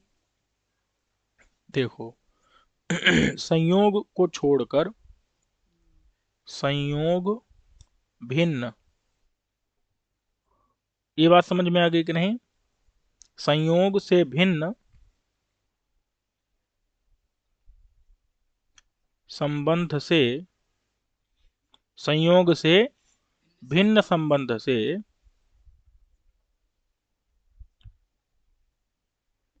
परपक्ष का व्यावर्तक, व्यावर्तक धर्म वो होता है लिंग। जैसे उदाहरण के लिए हम देख लेते हैं। लिंग से वो नहीं ले सकते, स्त्रीलिंग पुल्लिंग और नपुंसकलिंग? नहीं नहीं नहीं नहीं, अभी बता रहा हूं। जैसे कुपितो मकर ध्वजा है, क्या है? कुपितो मकरध्वज। तो यहाँ पर प्रयोग क्या है? कुपितः मकर ध्वज। अब यहाँ जो मकर ध्वज है वो कौन है? मकर ध्वज में हमको संदेह हो गया। हनुमान जी को। मकर ध्वज जो है समुद्र को भी कहते हैं। कैसे? मकर, मगरमच्छ जो है वही ध्वजा माने चिन्ह है जिसके। ऐसा समुद्र भी तो मकर ध्वज जो है समुद्र को भी कहते हैं, और मकर का चिन्ह जो है ध्वजा में कामदेव के भी है। अच्छा। कामदेव का जो ध्वजा पताका झंडा है कामदेव के रथ का, उसमें भी जो है मकर का चिन्ह रहता है, मगरमच्छ का। तो मकर ध्वज जो है वो कौन है? कामदेव है। और भी अगर कोई हो तो होता रहे। तो यहाँ पर कामदेव अथवा समुद्र, इसमें हमको हो गया संदेह। अब प्रयोग है कुपितो मकर ध्वज। क्या है? कुपितो मकरध्वज। तो जो कुपित में, जो कुपित मतलब कोप वाला मकर ध्वज है, तो जो कोप है वो कहाँ रहता है समवाय संबंध से? कामदेव के अंदर कामदेव में ही रहेगा। चेतन है। तो संयोग से भिन्न संबंध, समुद्र में कोप नहीं रह सकता राजा। संयोग से भिन्न संबंध कौन हो गया? समुद्र चेतन थोड़ा ही है। कोप जो है कहते कि किसी, समुद्र हाथ जोड़ के राम जी के आगे आ जाए। अरे वो अलग बात है। तो जो है कोप, कोप किस में उत्पन्न हो सकता है? चेतन में। तो कोप जो है चेतन का धर्म है, किसी चेतन, चेतना वाले प्राणी का धर्म है। जैसे कहते हैं अग्नि प्रचंड हो रही है, तो अगर प्रचंड धर्म होगी तो हो सकता है। वो लाक्षणिक है सब। तो सुनो, संयोग से भिन्न, संयोग से भिन्न संबंध यहाँ पर लेना है समवाय संबंध, समवाय संबंध। संयोग से भिन्न संबंध क्या है? अरे होता ही है, गुण गुणी में, अवयव अवयवी में समवाय संबंध, पता ही है आपको। न्याय जाके देख लेना न्याय में। तो संयोग से भिन्न जो संबंध है समवाय संबंध, उस संबंध से जो पर पक्ष को यानी समुद्र को, समुद्र का व्यावर्तक, समुद्र का परपक्ष यानी समुद्र का व्यावर्तक माने हटाने वाला। समझे कि नहीं? धर्म कौन हो गया? कोप। हटाने वाला धर्म कौन हो गया? उस कोप के, वही लिंग है। कोप ही क्या है यहाँ पर? वही क्या है यहाँ पर? लिंग है। उस लिंग के कारण, उस लिंग के कारण हम मकर ध्वज से क्या लेते हैं? काम को लेते हैं। लिंग मतलब क्या होता है? संयोग से भिन्न संबंध से परपक्ष को व्यावर्तक माने हटाने वाला जो धर्म है वही लिंग है। वो कौन है यहाँ पर? कोप। कोप समवाय संबंध से रहता है कि नहीं? कहाँ पर रहता है? खूब समुदाय संबंध से रहता है कामदेव में। काम में। कामदेव में समवाय संबंध से रहता है। इसीलिए समुद्र का वो क्या करता है? परपक्ष यानी समुद्र का क्या कर देता है? व्यावर्तन कर देता है, हटा देता है, समुद्र को हटा देता है। इसलिए ऐसा धर्म क्या है? कोप। और वो जो कोप धर्म है वही लिंग है। उस लिंग के कारण मकर ध्वज से क्या लिया जाएगा? कामदेव काम ही लिया जाएगा, मदन ही लिया जाएगा। लिंग का मतलब क्या है? बोधक चिन्ह धर्म, एक ऐसा बोधक चिन्ह धर्म जो कि कोप रूपी जो कोप है लिंग यहाँ पर, वही बोधित करता है कि भाई मकर ध्वज से क्या लेना है हमको?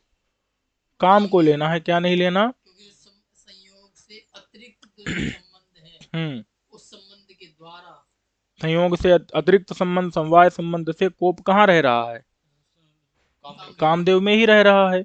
तो समुद्र को उसने हटा दिया। कुपिता मतलब कोप वाला मकर ध्वज।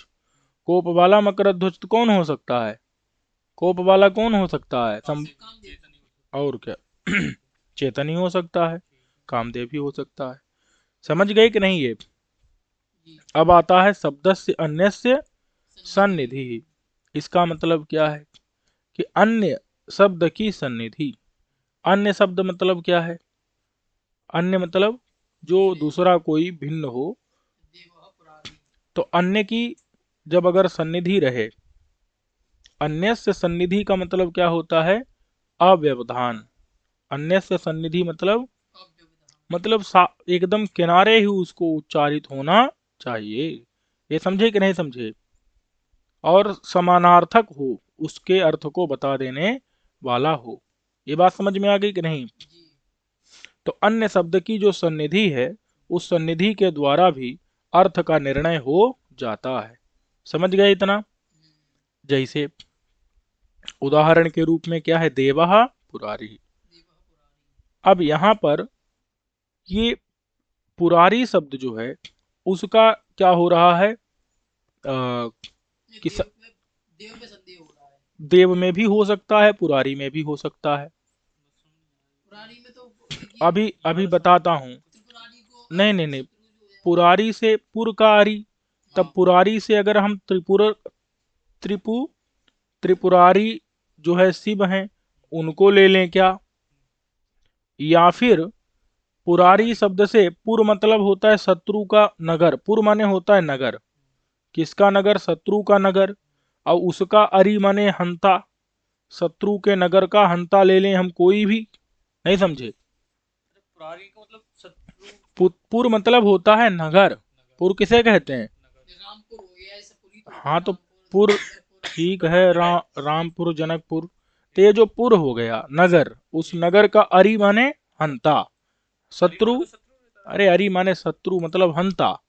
तो नगर का जो भी नाशक है, तो वो पुरारी अगर ले लेंगे तो ऐसे तो शत्रु के नगर का नाशक कोई भी हो सकता है। भाई पुर का तो अरि कोई भी हो सकता है, रामपुर का अरि कोई भी हो सकता है शत्रु। तो रामपुर का शत्रु नाशक हंता शत्रु, समझे कि नहीं? जैसे कोई भी अपने शत्रु के नगर का नाश कर देता है कि नहीं, तो शत्रु के नगर का नाशक पुरारी तो कोई भी हो सकता है। तो क्या पुरारी से त्रिपुरारी लेना है? तीन पुरों के जो अरि भगवान शंकर हैं वो लेने हैं त्रिपुर के अरि, त्रिपुर नामक राक्षस के अरि। त्रिपुर नामक जो असुर था, उस असुर के अरि माने हंता शंकर जी लेने हैं, या शत्रु के पुर का नाशक कोई अन्य लेना है? समझे कि नहीं? तो कहते हैं कि चूंकि देवा शब्द दे दिया, तो देवता कौन है भाई? शंकर जी वो तो त्रिपुर नामक असुर के हंता जो शंकर जी हैं वही देव हैं। तो इसीलिए पुरारी शब्द पुरारी से शिव लिया जाएगा। क्यों? क्योंकि देव शब्द जो है वो उसके सन्निधि होने के कारण। शब्द अन्य से, अन्य शब्द कौन हो गया? अन्य शब्द से लेना है देव। अन्य से शब्द से माने अन्य शब्द हो गया देव, उसकी सन्निधि माने समीप होने के कारण यहाँ पर। पुरारी से शिव ले जाएंगे और अथवा उल्टा घुमा लो इसको अन्य शब्द हो जाएगा पुरारी के कि स्थान में देव होने के कारण कि देव शब्द से भी तो कोई भी देवता ले सकते हैं, लेकिन जब पुरारी कह देते हैं तो देव से कौन लिया जाता है? सिर्फ शिव जी ही लिए जाते हैं। देव से तो कोई देवता आ सकते हैं, लेकिन देव से कौन लिए जाते हैं? शिव जी। क्यों? जो पुरारी देव हों, तब पुरारी यानी त्रिपुरारी जो देव हैं वो शंकर जी हैं। तो इसीलिए परस्पर सन्निधि से यहाँ पर देव का अर्थ भी शिव लिया जाता है, पुरारी माने भी शिव लिया जाता है। ये बात समझ में आ गई कि नहीं? अब कौन आता है? सामर्थ्य। सामर्थ्य किसे कहते हैं? मधुना सामर्थ्य कहते हैं कारण का नियम। कारण का, नियम। जैसे मधुना मत्ता मत्तः पिका, कारण का नियम मतलब वो कर सके, वही कर सकता है, दूसरा कोई नहीं कर सकता। कारण का नियम का मतलब क्या है? वही कर सकता है, दूसरा कोई। जैसे उदाहरण के लिए आप देख लो, मधुना मत्तः पिका, मधु के द्वारा। पिक, पिक मतलब क्या है? कोयल। वो क्या हो गया? मत हो गया, मतवाला हो गया। मत माने मतवाला, पिक माने कोयल। अब ये बताओ कि मधु माने पुष्प का रस भी होता है।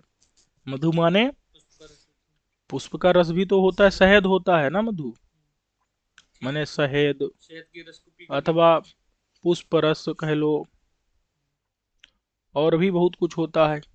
और मधु का मतलब बसंत का महीना भी होता है। मधु माने शराब भी होता है, और मधु मतलब बसंत भी होता है। कैसे कुछ लोग अब बताओ, तो मधु से जब क्या लेंगे यहाँ पर हम? वसंत लेंगे। क्यों? क्योंकि सामर्थ्य मतलब कारण का नियम। सामर्थ्य का मतलब क्या है यहाँ पर? कारण नियम। ये सब तो मधु के अर्थ हैं। सामर्थ्य का अर्थ है कारण का नियम। तो कारण मतलब वही कर सके। कारण का नियम क्या है? वही कर सके। तब माने वसंत ही तो पिक माने कोयल को, मत माने मतवाला बना सकता है। शहद पी के थोड़ी कोयल मत वाली बन जाएगी। तो जो कोयल है उसको कौन मतवाला बनाता है? मधुमास, बसंत ही उसको मतवाला बनाता है। मधुमास ये बना सकता है। समझे कि नहीं? शराब के द्वारा कोयल को मतवाला बनाना प्रसिद्ध नहीं है। बसंत आता है तो कोयल मतवाली हो जाती है, भोले को मत वाला कूकने लगती है। है ना। तो मत यानी मतवाला बनाने का जो सामर्थ्य है वो मधु यानी कि वसंत महीने में है। इसलिए मधुर वसंतः। मधु से क्या लेंगे हम? वसंत ही लेंगे। बसंत ऋतु ना। और क्या? अच्छा मधु के मास भी ना वैसा। वसंत ऋतु मतलब महीना, और क्या? बसंत ऋतु महीना। वो भाई ऋतु महीने में ही ना आती है। वसंत मास मतलब वसंत ऋतु वाले जो महीने। हाँ जी। आगे चलो। अब है औचिति। क्या है? सामर्थ्य मौचिक औचित्य किसे कहते हैं? औचिति होती योग्यता। औचिति मतलब क्या होती है? योग्यता। कारण नियम समझा नहीं, कारण नियम भी कह रहे सामर्थ्य। मतलब यही कारण का नियम कि यही कर सकता है। वसंत ही मधु पीक को, कोयल को मतवाला बना सकता है। और कोई बना सकता है उसको मतवाला? उसको कारणता है। कारणता किसमें है? सिर्फ वसंत महीने में है। कारण का नियम, व्याप्ति, इसके द्वारा ही हो सकता है। यही कारण हो सकता है, और कोई कारण नहीं हो सकता उसका। यही कारण का नियम है, सामर्थ्य है। उसी में तो सामर्थ्य है। योग्यता। औचिति मतलब क्या होता है? योग्यता। योग्यता। पातु व दयिता मुखम। अब जैसे क्या है? पातु वो दयिता मुखम। अब दयिता का मतलब क्या है भैया? दयिता यानी प्रिया। तो जो प्रिया का मुख है वह मतलब क्या है? आपकी आप। आ, अस्माकं युष्माकं हाँ, आपको, आपका। युष्माकं रक्षतु। अब यहाँ पर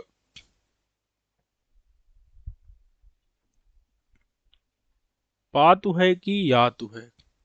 पातु लिखा है यहाँ पे। पातु को दयिता मुखम इत्यत्र मुख पदस्य मुख सामुख एव नहीं, यहाँ पर जो है यातु है। एक मिनट। तेरे को तो वैसे ही कर दिया है। वो उल्टा गलत छप रहा था, गलत की व्याख्या कर रहा है, सही सी हो सकता अब जो व्याख्या में है, एक मिनट, या कर दो इसको। पातु वाला जो है उसकी व्याख्या ठीक कहीं मिली नहीं। अच्छा पातु बोल रहे मुखम वाली की। तो क्या है, और दयिता वो मुखम पातु, इसको अलग कर दो कि जो दयिता यानी जो प्रिया है वो मुखम यातु। दयिता वह मतलब आपके, वह मतलब है युष्माकम माने आपके, और मुखम माने मुख में। मुख मतलब समझे, मुख के दो अर्थ हैं। मुख का मतलब एक तो होता है ये जो मुख है, मुंह, हाँ मुंह कह देते हैं अथवा वदन कहते हैं इसको, मुंह, ठीक है। अथवा मुख मतलब होता है सामुख्य, सामुख्य, सामुख्य मतलब क्या है, सामने। तो सामुख माने मुख भी होता है, मुख माने सामुख भी होता तो मुख माने या तो हम कह लें मुंह एक अर्थ, अथवा सामुख्य मतलब सामने, समझे कि नहीं। और यातु का मतलब क्या है, प्रवेश करे। यातु मतलब पहुंचे, या धातु मतलब क्या है, जाए, नहीं समझे, जाए, या मतलब क्या है, जाए, जाए मतलब पहुंचे, जाए माने पहुंचे या फिर प्रवेश करे, समझ गए कि नहीं। अब क्या है कि वह मतलब आपके, और दयिता मतलब क्या है, प्रिया। अब आप जरा घटाओ कि जो प्रिया है वो वह मुखम माने आपके मुख में, अयातु माने जाए, प्रवेश करे। तो प्रिया आपके मुख में घुस जाए ऐसा तो नहीं। है। या तो माने प्रवेश करे। जैसे कहते हैं ना, भगवान गृहम प्रविश, गृहम प्रविशति वाक्य आता है कि नहीं, गेहम प्रविशति, घर में प्रवेश करता है। तो ऐसे ही प्रिया जो है मुखम यातु, मुख में प्रवेश करे। तो प्रिया मुख में प्रवेश ऐसा तो अर्थ नहीं है ना भाई, ये औचित्य तो नहीं बनेगा ना, योग्यता बनेगी क्या, ये बताओ। घसी नहीं पाएगी। इसीलिए क्या करना है कि यहाँ पर मुंह का माने मुख का अर्थ मुंह बदन नहीं ले सकते, वदन अर्थ ले सकते हैं।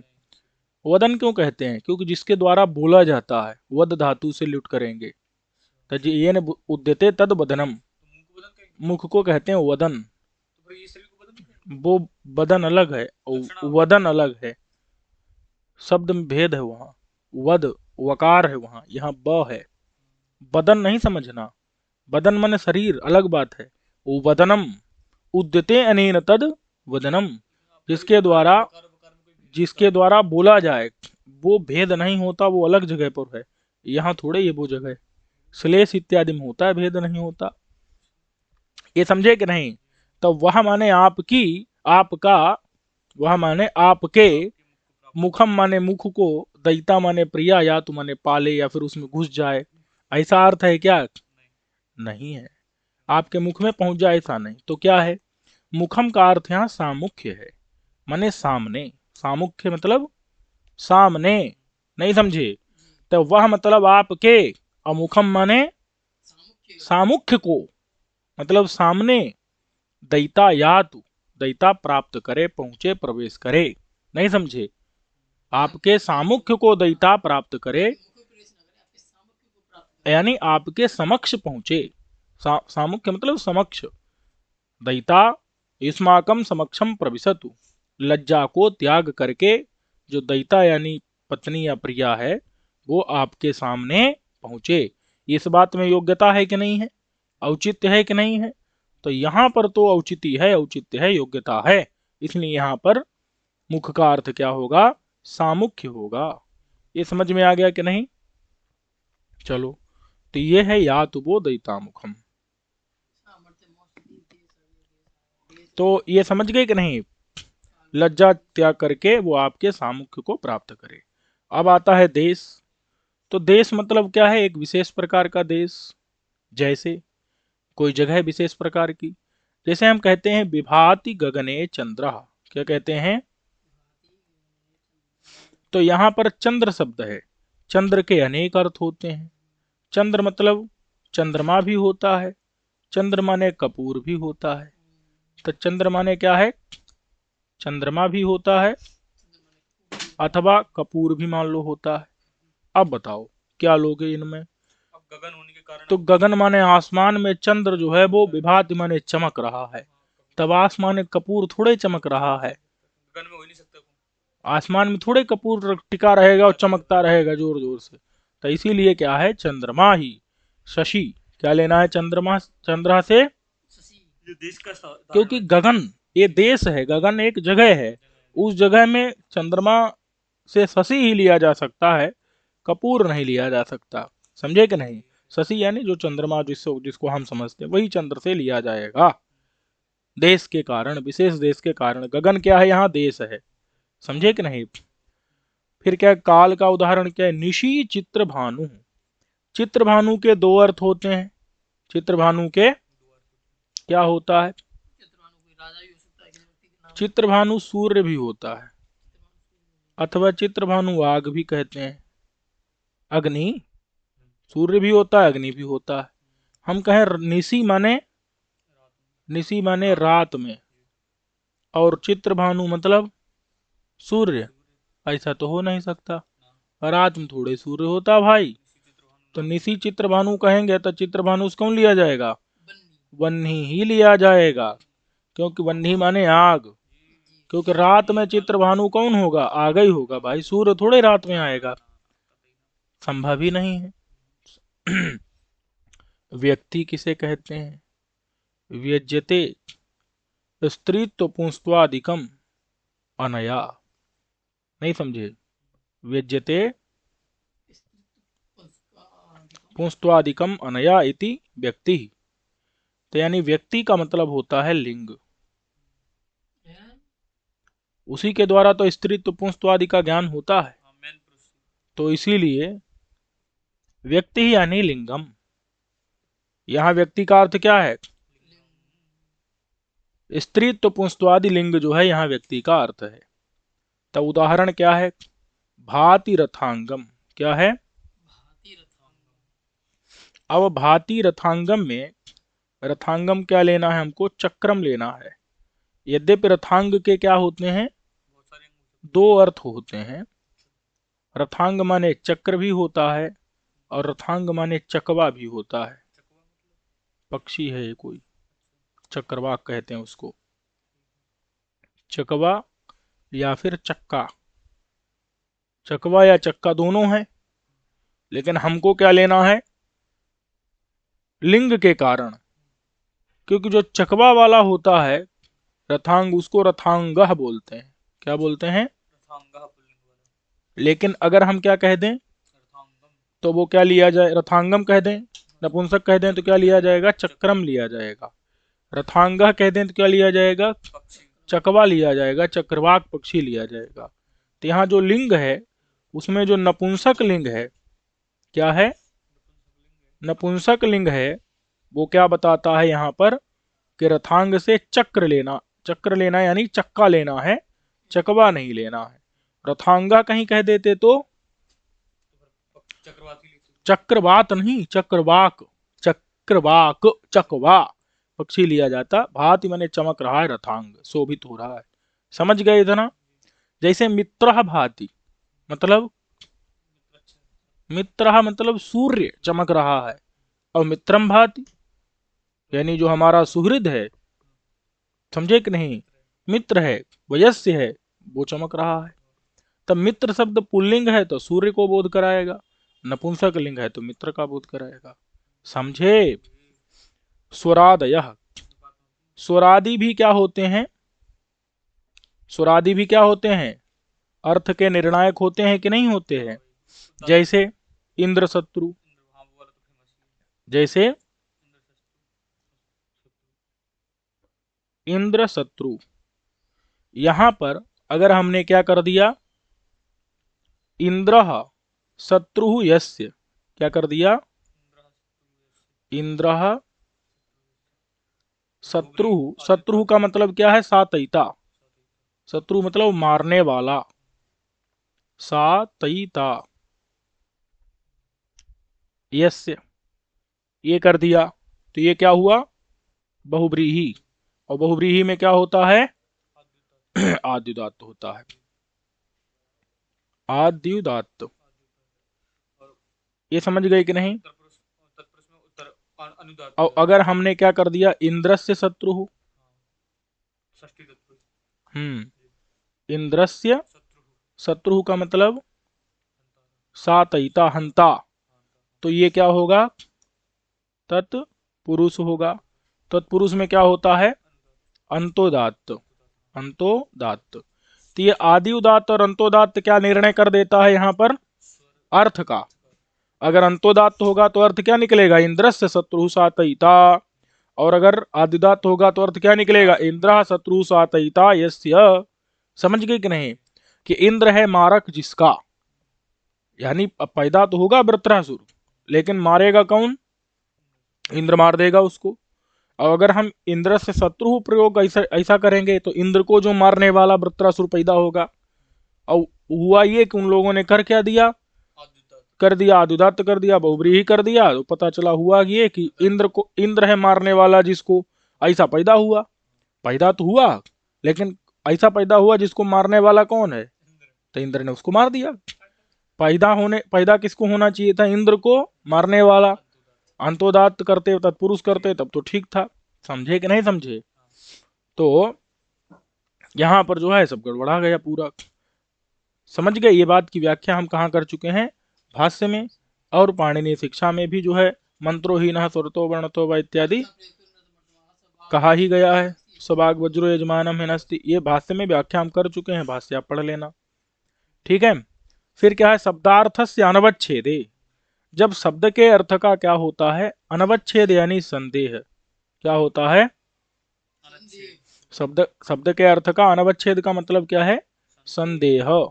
तो संदेह के होने, अच्छा स्वरादेह में आदि भी लिखा है कि नहीं, तो आदि से लेना है चेष्टा, नहीं समझे, हाथ इत्यादि घुमा घुमा करके अर्थ का निर्णय कराना। समझ गए कि नहीं, चलो, जैसे एतावन मात्र स्तनिका, इतने हाथ घुमा मतलब चला करके इतने स्तन वाली, एतावन मात्र ही दिवस ही, इतने दिनों वाली। समझे कि नहीं, तो ये सब आगे उदाहरण अभी आएगा। तो शब्दार्थ से अनवच्छेदे, शब्दार्थ के अनवच्छेद का मतलब क्या है, संदेह। शब्दार्थ का निश्चय ना होना, अनिश्चय। शब्द के अर्थ का जब क्या हो, शब्द का जो वाच्यार्थ है उसका क्या हो जाए, जब अनवच्छेद माने संदेह हो, तो विशेष स्मृति हेतवः, ये क्या करते हैं, उस संदेह का निराकरण करके।